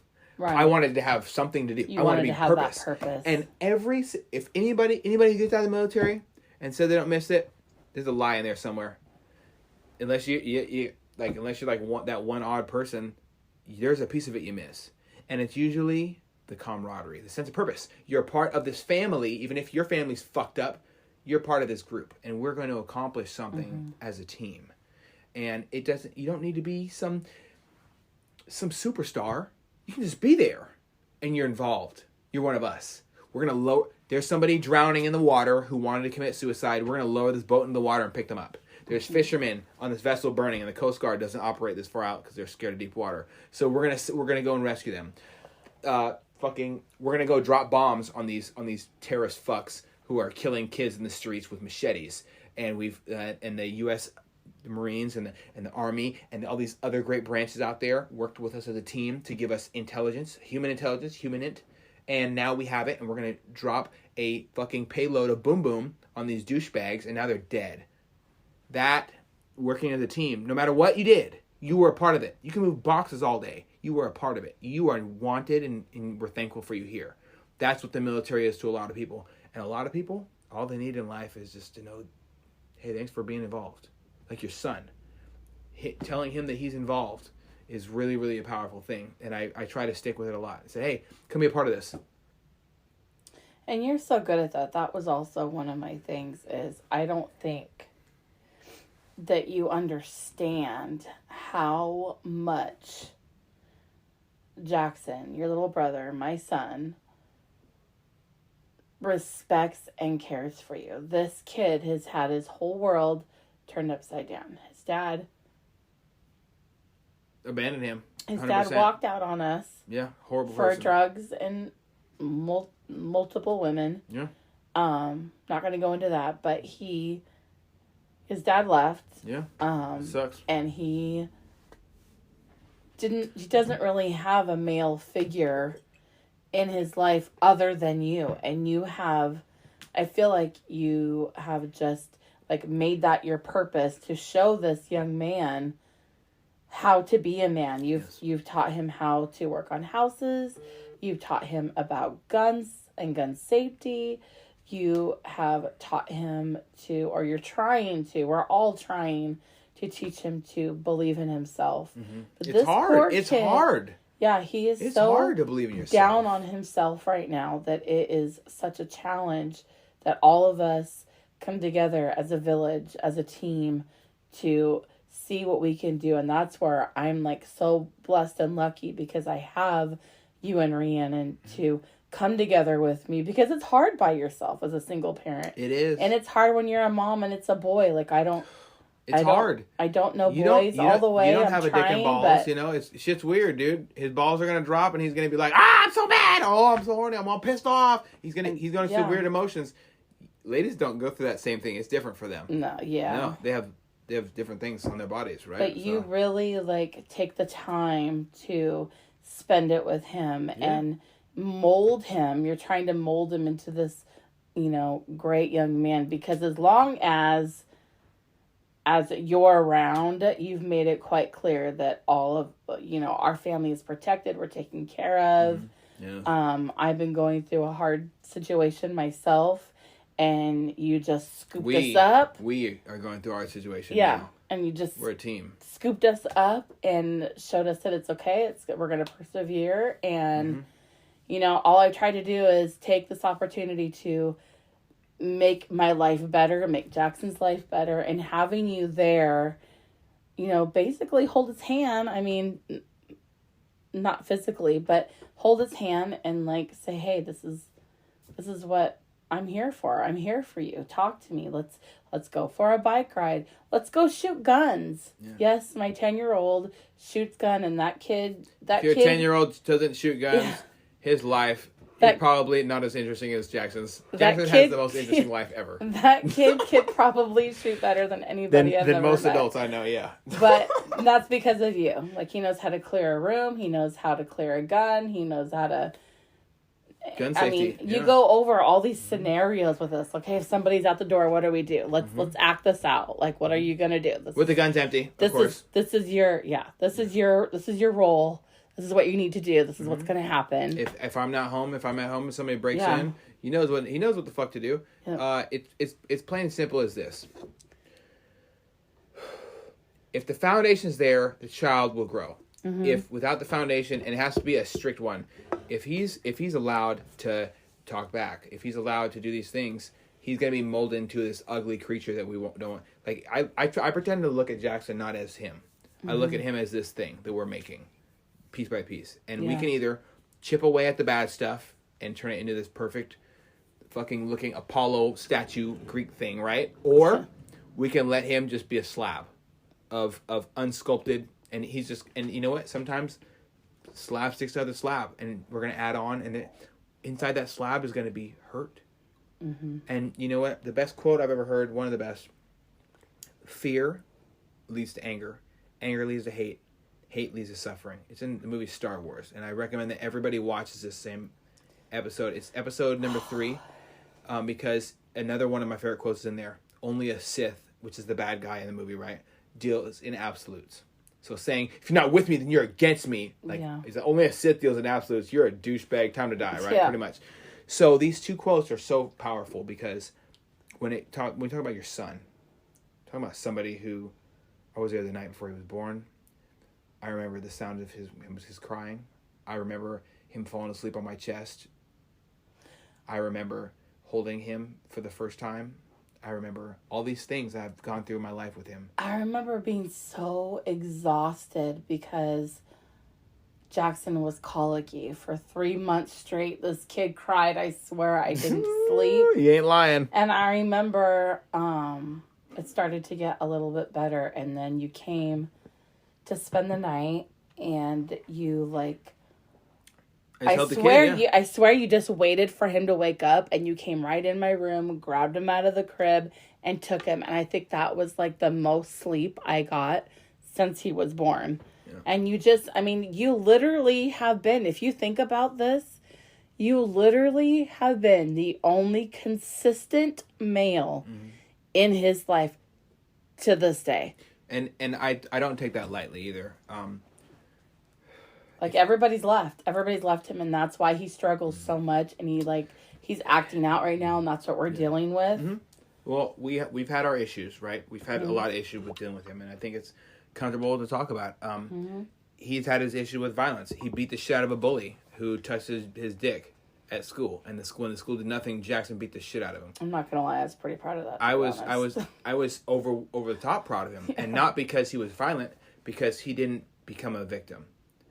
He became a victor. Because he's one of those kids that if there's a kid around him and they're being bullied, like he'll stick right up in for their that fucking kid. face, and that's good. We need warriors, Mom. He's got the biggest heart ever, and he'll do anything. He'll help the little girls. If they need help with something. The little disabled girl at school, he'll go sit next to her at lunch. Like, he's that kid that stuff is special. With, like, the heart of gold, I just... And then to see him hurt and then go through all of this, and you're just trying to, like, mold this kid to make him a better... person. Human. Yeah. Because what he's seen so far from men is not that great. Well, he's seen great examples of weakness. And I'm not going to, like, go over all of them, but just a couple things that can really make a difference in a child's life.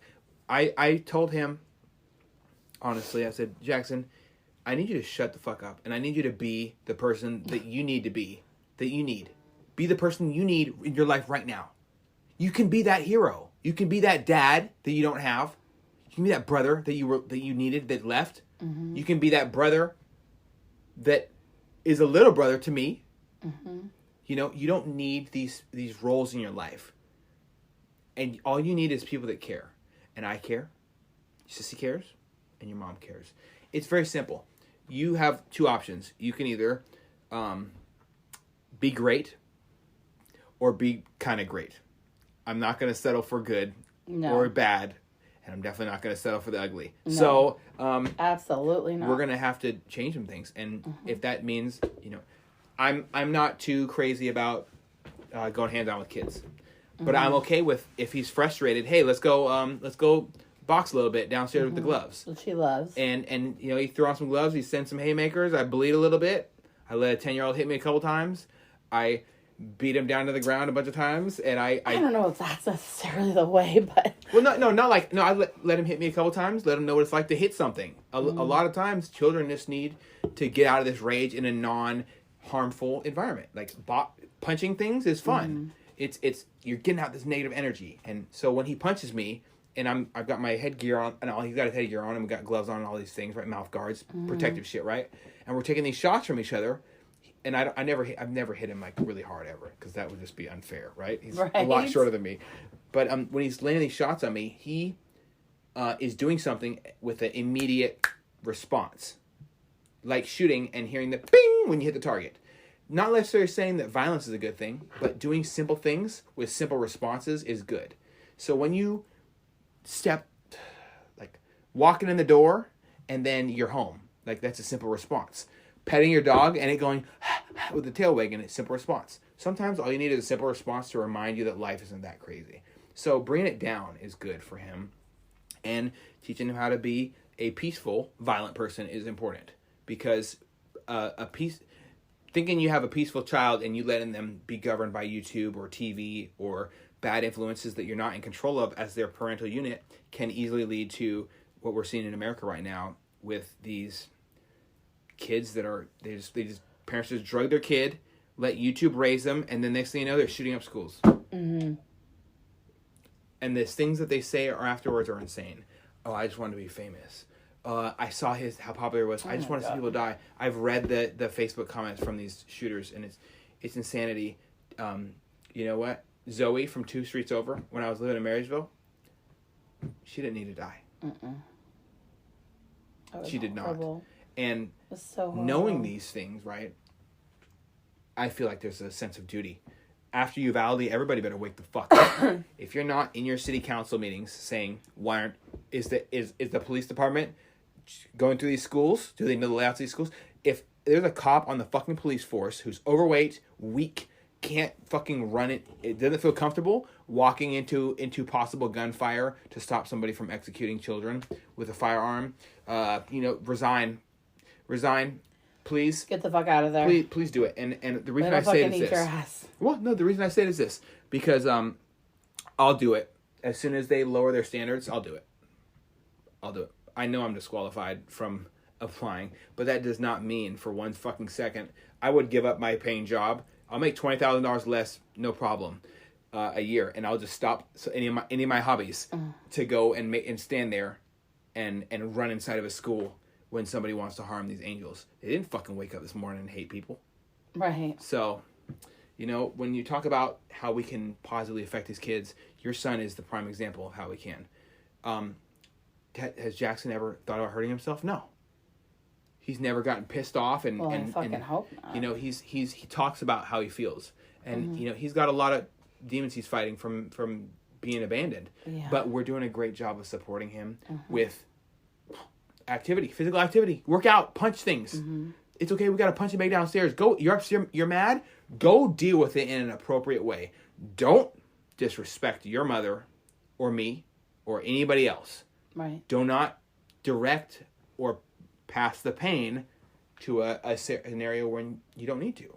Yeah. And that all ties into built up aggression, built up frustration, built up pain. It all leads to the same road. And it's self-harm.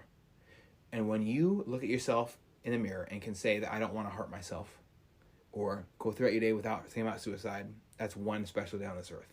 So if we can create a new normalization of mental health and not being hurtful to ourselves, we can direct our youth to do positive things like activities. And you know what? If you're not ready to be responsible, accountable, you probably don't belong in team sports. But you know what is not a team sport? Jiu-jitsu. You're going to learn how to beat your ego really fast. When you get... I really want him to do it, but he doesn't want to do it, so I got to talk him into it. I don't really care. So I'm going to do it with him no matter what. I have my friend loaned me the videos. He's going to be rolled into folded into a pretzel no matter what. And I don't care if he likes it or not. Love it. And he's gonna do this because you need to discipline your emotions. If you are hurting and you direct that towards somebody else, you are not a good person at that time. You are actually being a bully or you're abusing other people because you're hurting. Yeah. We need to expel this in a positive way. And if you don't want to contribute to a team because you quit, team sports are about teams. You let your teammates down, you let everybody down, and that's not kosher. You need to be accountable for yourself first. It starts with that self. And so those are like the current messages we're trying to send Jackson right now. And I think it's working. We took it. I haven't taken him shooting in a while because he argued with me once. And so he's on like a month probation. You don't argue with me. Yeah, it's a privilege. It's about safety. Because if you're not going to be obedient with me over when we're not holding something that throws things really fast at other things. Yeah. When we do that action, you can be potentially harmful. Because you're going to fail to listen to simple instruction like take your finger off the trigger, drop the magazine, pass it to me. All these things. If there's a malfunction with this firearm, guess who's working with him? Me. So if the firearm is malfunctioning, it's me right behind him and right with my hands around him, making sure he doesn't do something dealing with this firearm malfunction that could potentially harm himself. And he knows what to do. You fucking tap a rack. It's pretty simple. Or you remove the source of feed. And then you make sure there's nothing blocking the source of fire. Like, it's two simple things for any firearm difficulties. And he's being very, very receptive to all this. But to do that, you have to fucking listen. And if you have a child that you want to get into firearms and they're not, like, ready to listen to you, don't put a gun in their hand. Absolutely not. And use that exciting moment of doing something so simple. So simple. It's like it's like me throwing a ball to you and you catching it. It's simpler than that, even. You're pulling a trigger and hitting something that the gun is shooting, not you. Right. Right? And so I'm also teaching him to know about the ferocity of firearms. We've shot up pieces of plastic, and we clean up all the trash, by the way. But we shot up pieces of plastic out there in the woods. And now he's seen what bullet holes do to things. And we shot up a bunch of different shit. We shot up pumpkins. We've shot up soda cans. We've shot up all sorts of shit. And doing that lets him know that these firearms can be very, very deadly and harmful to human beings. And it's not something like, don't pull the trigger and expect nothing to happen on the other side. This shit's dangerous. Right. In the wrong hands. In your son's hands, this shit is a tool. And so the tool is going to be used as it needs to be used, and no more and no less. And with perfect firearm safety, the knowledge behind it, and he's going to execute my instruction without question every single time, or get his gun taken and get probably thumped on the back of the head. Because, you make one mistake with a gun, and that's a lawsuit, that's someone dying, that's police paperwork, that's somebody's daughter potentially harmed. Or unfortunately, we've experienced it. Our family members have lost their lives due to firearm negligence. Yeah. And you know what? And that's not the first time that's happening around me. Mm-hmm. And it is absolutely essential to make sure that we're not doing anything that can risk the safety of children in firearms. So I want to switch gears a little bit, and I want to talk about your passion for guns. Where did this passion of guns come from, and why is it so important to you? I feel like almost it's your mission to teach every single person that comes in your life how to handle a firearm safely, and you want everybody to have guns. Well, yeah. So probably guilty as charged. I wouldn't say I want everybody to have guns. I want people who don't want to harm others. Well, the right people to have guns. But you know what? It's not for me to say who is right and who's not, nor the government's under any circumstance. The Second Amendment is very, very plain and simple. The right to keep and bear arms will not be infringed. And we need the Second Amendment because every single gun law, with the right amount of effort, can easily be traced back to the slave days. They wanted to keep guns out of the hands of the slavers or the people who are recently been freed from slavery, and keep the guns in the hand of the slave owners and the slave catchers. And this is not something that is talked about often enough in America. Massacring black people, lynching them, or women walking home and being raped. These things are very simple. If somebody's willing to do, crazy ass bodily harm to you or end your life, you can defend yourself. You don't need to call the police to show up and fucking save you. Do you really think that we've just spent the past, I don't know how many years talking, and I don't believe any of the shit I'm about to say, that the police are racist, that the police are just murdering people on the streets, all these things, when the body cam footage is up for public knowledge. Anybody can see the body cam footage on police activity on YouTube or Active Self-Protection or Blue Cam or any of these channels that clearly show almost every single deadly force encounter that officers do. So there's nothing about their responses that is overwhelmingly, hey, we got it, bro. Don't worry about it. You can leave your gun at home. To me, personally. Yeah. Also, there's a lot of times where cops get nervous. Yeah. Drop guns. There was this incident the other day. An officer walked into a room, and this cop, trying to deal with this kid, shot himself by accident in the leg. The cop shot himself? Yes, and the other... what kind of fucking training has he had? Well, let's not judge yet, because the rest of the story gets even worse. Oh, so, okay. The other cops come in the room, and they light this motherfucker up, and this kid's been shot to shit now, all because they thought, they didn't witness, they thought a scenario happened when the cop shot himself by accident. So they shot this kid. When guns go off, no, I'm not going to say innocent because I wasn't there. Okay. I'm just letting you know what the facts are. So when guns go off, weird shit happens. Okay, I can grab my gun right now, light off shots. You're probably going to go, even though you've heard guns 1,000 times. So what you're saying to me, though, to clarify, is that the cop shot himself by accident. Yes. And because he did that, the other cops rushed in the room, didn't see it, they automatically assumed it was the guy. The guy shot him. Okay. Yes. Clarifying. Even though the cop was holding the gun. She gets weird. But like I don't have a lot of faith in every human being, because we all make mistakes, no matter how strong we are. I'm not going to sit here and say that I feel terribly bad for the people who didn't stop the school shooting in Uvalde at all. I think there's a lot of things I could say. I don't want to get removed from any of my platforms. Right. But like straight up, turn your fucking badge, bitch. And I'll do it if anybody else. I don't give a shit. There's plenty. I could find like 20 friends right now, who would quit their jobs if they get to do that shit over your coward ass right now. And you know what? If you're not comfortable dying for your job where you literally signed up to put yourself in harm's way to protect your community, then fuck off. Firefighters walk into fires all the time. But I don't have a lot of faith in police. I think police are awesome. I think they're doing a great job. I love sheriffs and deputies. And we have a lot of issues with our prosecutors and politicians right now. Oh, yeah. So how the fuck am I supposed to trust this government? Who doesn't? Right. Who cares more about what he said versus she said than about representing their constituents? How do I listen and trust in the police who listen to these politicians who say don't do your job that you swore to do? How do I listen to people who and believe in people who walk by people smoking fentanyl in front of children when I watch them collapse in my occupation? How do I rely on somebody who doesn't show up for 45 minutes to stop the douchebag that's trying to kick down my fucking front door when my wife's there? I can't.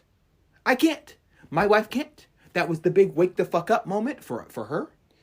For a lot of people, it was. Mm-hmm. You know, a lot of people wake up moment is when they see a zip tie on their windshield and the windshield wiper tipped up, and they don't know why their windshield wiper was tipped up at night. It's like, oh, that looks weird. Next thing you know, there's fucking gone from a Fred Meyer parking lot. Yeah. So sex trafficking is a big reason why I'm into firearms and arming our women. Because somebody doesn't want you to be able to shoot a bad guy trying to rape you, really, is my number one reason. And because there's women in my life who have been preyed upon. So I don't plan on being an easy victim, no matter what politician wants to stand on the graves of dead children and say trust in the police that they said to not trust in before. It's hard to keep track of, but basically I don't listen to any of that noise. I'm gonna do my best, my absolute best, to arm my family in a responsible manner that does not bring harm to others. And I'm going to do my absolute best. If I feel that fucking Jackson's in a bad spot and he's being a douchebag, guess who's never shooting with me? Right. Right, Jackson, right? It's pretty simple, right? And I'm not going to, unfortunately, thankfully, it's not the situation. He wants to be a SWAT officer in the future. And he wants to be good enough with cops, and outshoot most of them when he grows up. And I think that's cool or whatever. It's probably subject to change. He's like 10, right? Things are going to change. Yeah. But I also don't want to put faith in motherfuckers who show up to a scene, who aren't already there. So if a politician says, or somebody who's using the death of other children to advocate for a talking point to get them reelected, pretty much is how I should say it. If they think they're okay with saying, I don't need a gun, whatever my gun does, they're probably fucking wrong. I do need a gun. It saved my Hellcat has saved my life 4 times. My M&P Shield 3 times from knife attacks in the streets of Seattle. Just going to and from work, to my car. Yeah, you had sometimes in my car. I've saved my mechanic's life when a dude was gonna try to rob my gunpoint, and I wasn't going for that shit. Guns are not a bad thing. What is bad is someone holding them who wants to hurt other people innocently, and so that's kind of a problem, right? Or someone who is not educated on or someone that is the worst part. Guns. That's what I was going to say next. The worst type of person to have a gun is someone who doesn't know how to use them or hold them. We can watch a bunch of videos. The funniest example I can think of is Cheddar Bob from 8 Mile shooting himself in the leg. Oh my god! Thank God he didn't hit his dick. I've watched videos where people do hit their dick when they shoot themselves. Lord. I've seen people had bullets rolling around in their pants during certain videos. We've lost friends that we fucking know. Their kids are dead because of gun ignorance, not understanding what firearms do, and overall saying, "Oh, this is bad. You can't touch it." What do you think a fucking kid's gonna want to do the whole life? Touch it. They're going to want to touch it. I touched the butt. Like the boat. Remember the boat in the movie Finding Nemo? Same shit. Mm-hmm. Let's get rid of this bullshit stigma that guns are bad. People wielding guns, the only thing that's going to stop them, the bad people who are wielding those motherfucking things, is good guys and gals with guns. I've seen so many great examples. We the Female on Facebook and Instagram is awesome. She's awesome. She was just preyed upon the other night. Thank God she had a piece on her, or she was going to be fucking, she could have been preyed upon. It was terrifying to hear that. I've had a lot of friends who were raped, and abortion is a big issue in America right now. I know people who had abortions after being raped. What could a firearm do in your life to stop you from being a victim? Mm-hmm. And going from being a victim to a victor is essential in maintaining yourself. How many ladies do you know that have been preyed upon? I know too many, and it crushes my soul. How many coward ass motherfuckers say, "Oh, I would do this or I would do that." Shut the fuck up. I mean, I have get after it several times, and I wish I would have known about gun safety, and I had, back my younger self. Mm-hmm. That was, something I wish that I had known, but I didn't have anybody in my life that had guns or knew about guns. Like, that just wasn't a thing in my household. Mm. And cops growing up, cops were pieces of shit. And I'm not going to lie. Cops are not my favorite people. There are some really good ones, that have been amazing sometimes, but I've met some really little fucking bitches that, on the day of my daughter's, dad's funeral, I cussed this guy out. Mm-hmm. How dare you come to my house, whatever. And all he could say was, "I'm sorry," and he left. But then you got other guys that are these cops that come and they lie to you because they want to get some information about somebody Yeah. No, bitch, I'm not new to this shit. Walk away. And then you have ones that are, you just want them to protect your kids or what you called them for, and they act like, it's not a big deal. You're wasting their time. There's a lot of shit that goes on, and no matter what occupation it is, that it doesn't mean that you're a good person necessarily just because you're a part of it. There's a lot of douchebags in the military. I can say that. I fucking know for sure. I've spent a lot of time with them. They suck, and it's tough. But ultimately, to answer your question, the reason why guns are so important is this. Put out your hand. Okay, so here's this. Okay, so now you have something, and what do you feel right now in your hand? Cold power, probably, right? Uh-huh. This means the difference between life or death, whether I have a knife, possibly a gun, or if I'm just trying to be a bad person, right? So now I'm going to take this from you. And I'm going to change my facial expression. What is this now? A threat, right? No, it's a threat. It's pretty fucking simple. Do you have one of these? Right now. Do you have one of these in your hand? No. You are now a victim. Right. That is as simple as that's the best example I can say. Yeah. When it comes to violence and employing guns for protection, especially the women that we love so much. I can't pop out a baby out of my vagina. Can you? I can't. You probably can. I can't anymore. Hey, shit. Well, fuck. My shit's tied. I'm done with kids. All right, it's your turn. All right, then, shit. Well, but that's another thing, right? Not the women are weak. It's that guns are the equalizer, and We the Female does a great job. I'm such a big fan of. I really want to do one of her courses. I don't think she allows men to her courses, but I'm gonna try. I'm gonna ask anyway, and I'm willing to fly it's a sheepdog response course. But these tools are available for free on YouTube. Of sheepdog response, active self protection. You can watch. You want to watch body cams. You want to watch who the fuck is protecting you. You want to watch them drop their magazine out of their gun, the thing that's feeding the bullets to the gun, multiple times in a gunfight, and see how scary it is to really be, to have somebody who's supposed to protect you in fear of their own life during a gunfight. You can watch this shit. You can watch them drop the gun, and you can watch them do it. And it comes down to training. So yes, your 10-year-old son is training with me. Yes, your 10-year-old son is doing jiu-jitsu. Yes, your 10-year-old son is not. He's going to practice not dying. It's going to be amazing. And when he practices not dying, it lowers his chances of being a victim. And lowering your chances of being a victim too by being around us. Because, I'm a force multiplier now. I'm teaching somebody something on how not to be a victim. When you're not a victim, guess what you have? Your power back.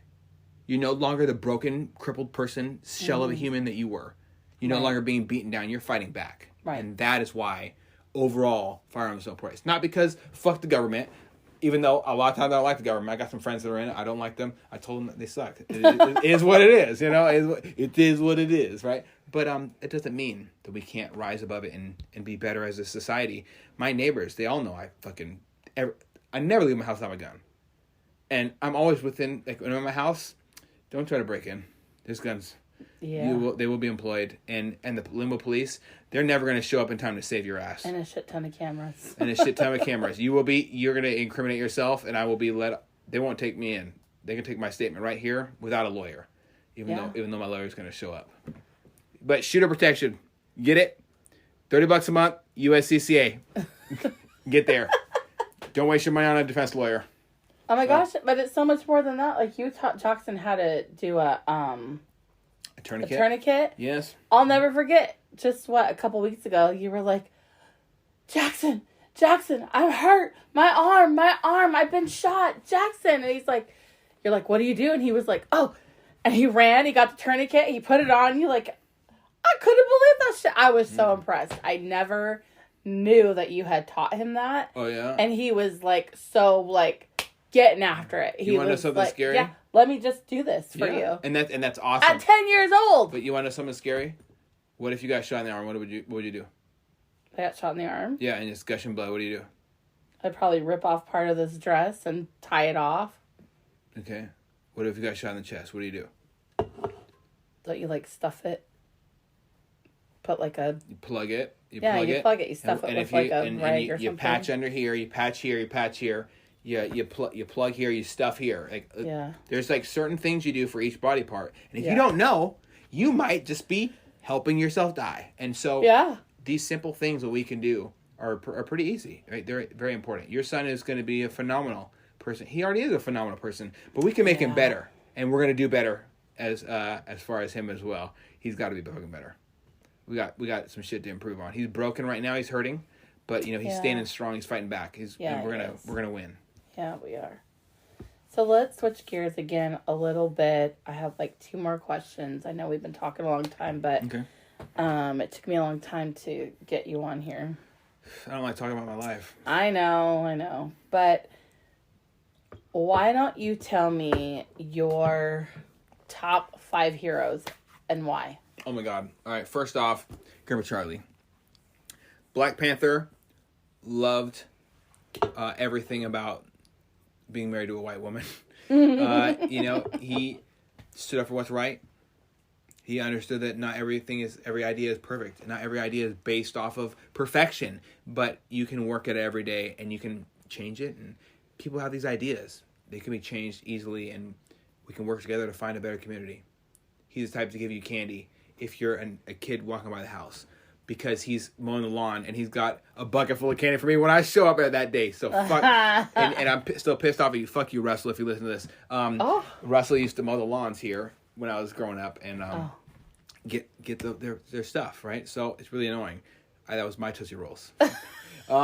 So he's a great man, and he also taught me what it was to be a black man in America and understand that I'm going to be scrutinized no matter what. Half black, half white, there's going to be issues. None of it matters. Stand the fuck up. Unfortunately. Second hero is Bill. I could go on for hours. What more would you want from a person who takes in a child who isn't theirs, who who does his absolute best with the tools he's given, even though it's hard sometimes, with a rebellious kid that wants to just burn the world down because he's hurting, and hugs him anyways.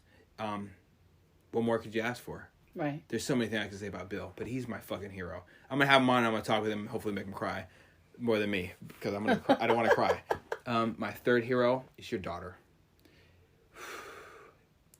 Just overwhelming force of heart and love, compassion. She's my hero. Honesty, and keeping it real. There's a lot of fake bitches in the world, and Rhiannon calls them out one by one. and they don't like it. But oh yeah, she ain't gonna sugarcoat shit for you. She ain't Sorry gonna about sugarcoat it. No. And you know what? And if Rihanna doesn't like you, it's probably honestly it's for a reason. Yeah. She doesn't like just wake up and say, "Oh, I'm gonna hate you today." Like it's not like a thing. It's not the Mean Girls. No. You have to really suck for her to call you really a piece of shit. suck. So she's one of my heroes. She keeps me honest and she makes me want to be a better person. My fourth hero.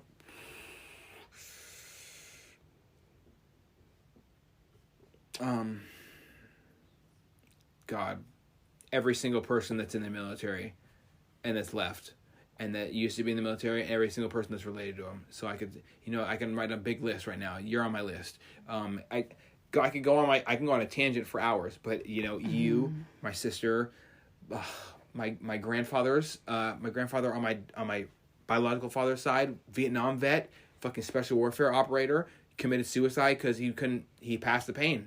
Yeah. Unfortunately, all these people who do something other than themselves. Rhiannon doing food drives, in a turkey outfit around Thanksgiving to make people laugh and donate to her fucking food drive and help homeless people and single moms hurting. There's somebody special, and they're in this house right now, and this is gonna have to be my fifth hero on my entire list, my entire life. She has to be the most brave individual to really conquer what fear feels like, what turmoil, what it feels like to not feel comfortable in your own skin. She's a strong woman who is conquering adversity, saying, I don't give a fuck how this goes, I'm going to try anyway. And she hasn't passed the pain, and she stayed strong. And you know what? There's days where it's hard to stand up for what the fuck is right. But she's making sure her voice is heard. She's my absolute fucking number 5 hero on my list. Absolutely. Absolutely. And that goes above everybody else in my life. So, yeah, absolutely my hero. I've never been so inspired to talk openly about how important it is to cling to people that you need in your life. And, she knows she has a safe place here at this home. But that is my 5th hero. And a lot of motherfuckers try to go out of their way and say that they're hot shit and they'll do this and do that. And they don't come through, and it's pathetic. And I think it's great because she perseveres anyway. And she's teaching herself every single day that she's still here, how strong she really is. And I can't wait for justice to be served in that scenario. But she is absolutely my 5th hero, and I could go on for hours and cry about it all I want. But next question. Next question. Okay. Next question. Jesus Christ. So, okay, I lied. I have 2 more questions. So, let's talk about how much you and Rhiannon hate each other. No. Give back to this community. So when Rhiannon was growing up, giving back to the community was a huge thing for us because Rhiannon was an only child for a very long time, and she was a very spoiled child, but never ever acted like it. She was very humble and just, she wanted to share everything she had with everybody. In fact, when she was 3, she had so many toys. I said, hey, honey, you want to get a box and take some toys to some kids that don't have any? She said, oh, yes, Mommy, I would love to do that. And that little girl went in her room, didn't bat an eye, filled that box up so fast. We took her to a place that was donated. She carried the box. This little child carried this big box, so proud, to this lady, and said, these are for the little boys and girls that don't have any toys. Oh my God. Such a proud mom moment. I had tears in my eyes, and they're like, oh my God, this little girl is just amazing. It was one of the best things I'd ever seen. Something out of a Hallmark video. At 3 years old. And so and her Aunt Patty was hooked up with Food Lifeline, so we did a lot of volunteer work with her. And then as she got older with Girl Scouts and school, we would do food drives. She went down and worked for the Gospel Union and served hot food and went out and delivered food as well.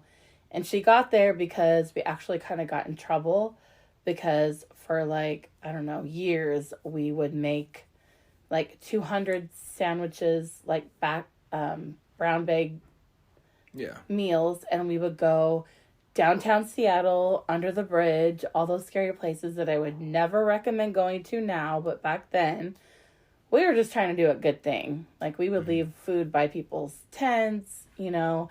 It got to the point where every year, no. Yeah, you're gonna no. You're gonna pass out from fentanyl inhalation. But it got to a point where they knew us so well that they would know our van and they would come up and we would hand out the sack lunches. Doing great things. Until it started to get a little violent, and then I was like, okay, this is too much for my daughter. We're done. Yeah. So then she went to the soup kitchen with her grandma, and that was amazing. And we always did some sort of fundraising, and food drives was our shit. And in fact, she made that her senior project. And she raised over 5,000 pounds in a turkey suit, out in the cold, the snow, the rain, all of it. And she not only raised 5,000 pounds of food, but she also donated a bunch of gift cards with all of the money that she had extra as well. And so now watching the two of you, since she's met you, now you guys do more than just for your community. You've done stuff with the police officers. You've made like energy drinks and nutrition bars and donated all that to them. Mm-hmm. During COVID, you always, especially if you have it, like you guys will be out to eat and you'll see a vet or a cop or a firefighter or somebody, and you always pay for their meal. You always, you know, if you see a single parent, because I know you all have a special place in your heart for single parents, you know, you pay for their food, or you drop $50 or whatever, or you simply just want to make some motherfucker's night, and somebody will drop off DoorDash, and you'll be like, here's fucking $50, and they're like the best thing ever. Like every single day, you guys are always trying to give some way, shape, or form. And if it's not money, then you're giving your time to the old lady next door, or the teacher next door with kids. Hell or, you know, you're teaching people gun safety or nutrition. Domestic violence survivors, yeah. Or, I mean, you're always giving. Mm-hmm. And what other things have you done for the community? I know you did a big event for Total Nutrition. I've done events for, it's usually a Christmas tree every Christmas. There's a Christmas tree drive at Total Nutrition Linwood. Your local Total Nutrition, if you look it up, you're listening, I recommend, if they're not doing this, tell them to get the fuck with the program. They give, they find out with Salvation Army people's stuff they want for kids in these underprivileged families, and we give them exactly what mommy and daddy can't come up with the money for, unfortunately. And we make sure we fucking deliver. I had friends from Bahrain, stationed in Bahrain, in the fucking Middle East, sending me money, and I took it from my Venmo and directly bought the gift. Oh my gosh, you guys! I covered the difference. So many gifts. And we came through, and how did that make you feel? It makes me feel normal, and it might sound kind of weird, but it's amazing. This is what normal people should do. If you aren't trying to improve somebody else's life, you're living for yourself. And me, yes. You know, I was making like $2 an hour in the Navy, and then $3 an hour, and then shit got bumped up or whatever, right? Yeah. Now I make over $100K. Like, and I have no kids. How many kids out there wish, like, that they could get what they want for Christmas or anything for Christmas? How many parents cry tears of joy when their list gets filled by the Salvation Army? You know, I'm not a big fan of the Salvation Army, but I'll tell you what, this is the one program I believe in. And there's a lot of different programs out there for veterans, and we can all do our part. And me giving outward to the community helps me sleep a little bit better every night. And I don't know about Rhiannon, I can't speak for her, but me doing something better than myself helps me go to bed at night. Oh, she thrives on that stuff. But you guys are those motherfuckers that, you know, if you find out that your friend, you know, they can't pay their power bill and they mention it or they advertise it on Facebook, you reach out, you give them $300, $200, whatever. And some extra for food, too. Anything extra. Yeah. You know, you've been taken advantage of, too. Those same people went to the fucking casino the next day. Like, what a slap in the face. But you don't care. You do it anyways because you're a good person. A lot of people out there they don't want to be fixed. They don't want to be. They like being the victim. And Yeah. And it's one of those things like saying it's very similar to saying, oh well, my anxiety is this, or I have this anxiety. No, you have this life. You have this life experience. It doesn't have to be bad. You can improve it, just like a firing position or like a Jeep. You can add the fat tires, or like an AR-15, which is the Jeep of all guns. You can add the cool scope, or you can get the cheap shit off Amazon, and it's okay. There's something for everybody. I'm not like big into expensive gun parts. I just want to have guns for functionality. Yeah. And if the world goes to shit and I have to protect my community and my neighborhood, I will. But it's about doing more than yourself, being worth it. Yeah. We have this great thing called showing life. People they're worth it. Yes, and what type of moral? I had so many people reach out to me after I did that Father's Day Linwood Police Department shit. Mm-hmm. Like, it was overwhelming for them. Like, my dad was a police officer and he died, and I think it's really awesome. It was Father's Day. I forgot what it was for. And it was so awesome for all them, because having people just. It's all about, to me, it's about, I don't know about her, but to me it's about being more than yourself. Every time you do it, I feel like I can sleep better at night. My demons disappear daily the more I give. And it starts with every day, with waking up to your daughter, being appreciative, and then seeing your son, and then seeing you and your family, and it's great stuff. Okay, so my final and last question is, what is your 10-year plan? Okay, it's a complicated question. It's still a lot up in the air. I know that Rhiannon just finished hair school and her licensing, and she's never going to stop being a scholar of life. No. She's one of the most driven women I know. Yeah. And it's always amazing to see her, try to get out there and do the next thing. So I know that me, for the next years of my life, 10 years of my life, I plan on having children. Probably having a big wedding in a nice venue or something like that. Like, lots of pictures and stuff. My sister's getting married next year, so I'm excited for that. Maybe a couple more guns, not like a lot more. Just important ones that look cool. Of course. No. Of course. No, just a hunting rifle. I want to start hunting and killing food and thanking the world for it instead of going out and buying it. I think that's a way better way to save money. I mean, do you feel like you're going to stay in your same job? I don't know. I really want to it's really difficult for me to do a job where it's just a job. I don't want to just provide for my family. I want to live. If you're alive and not living it, you're living a life of you're wasting. I'm wasting the world away right now at a normal job.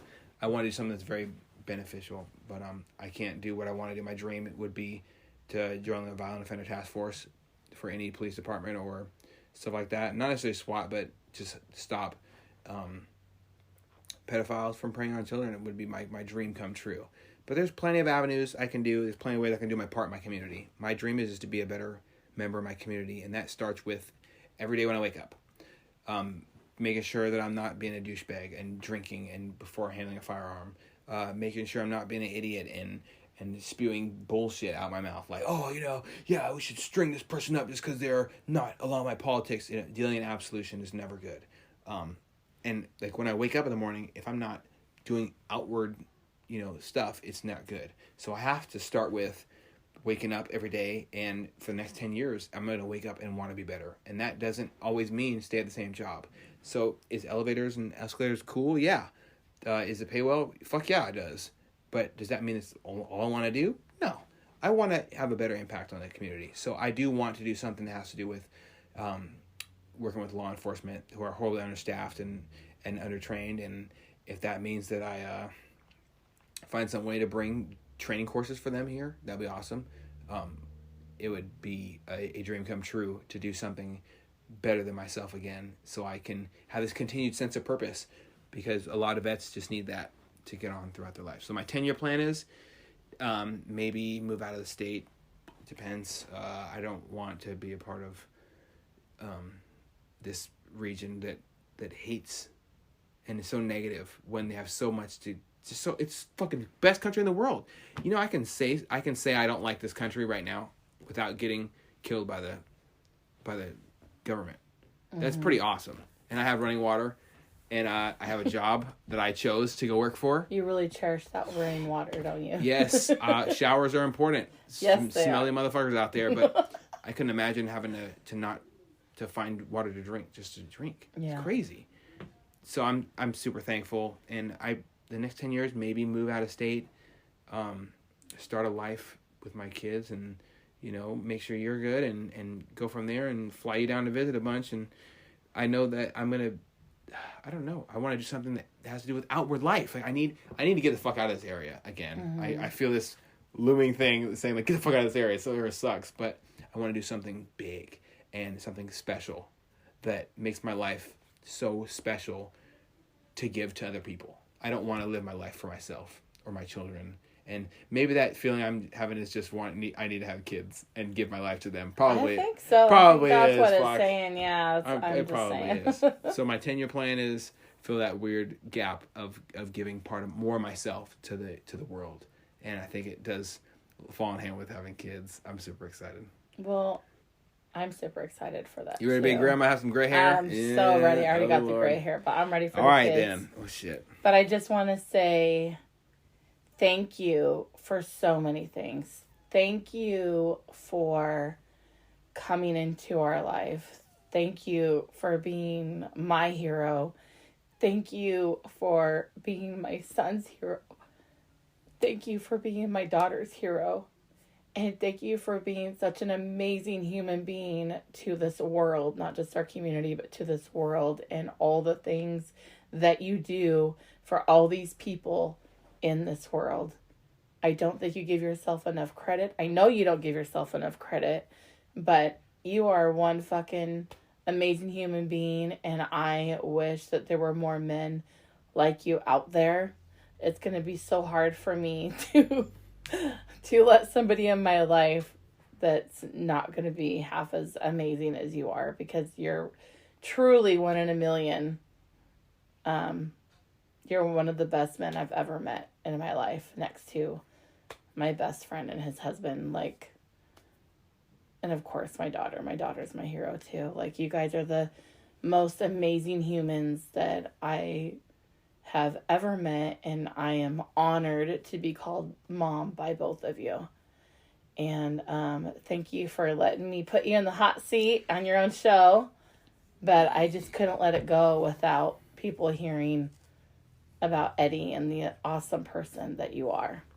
Well, I don't know how to respond to something as kind as that. Thank you so much. It's, we're gonna have to end this podcast with a hug, but thanks for taking over, and I'm always wanted to be a guest on my own show, so this is kind of weird.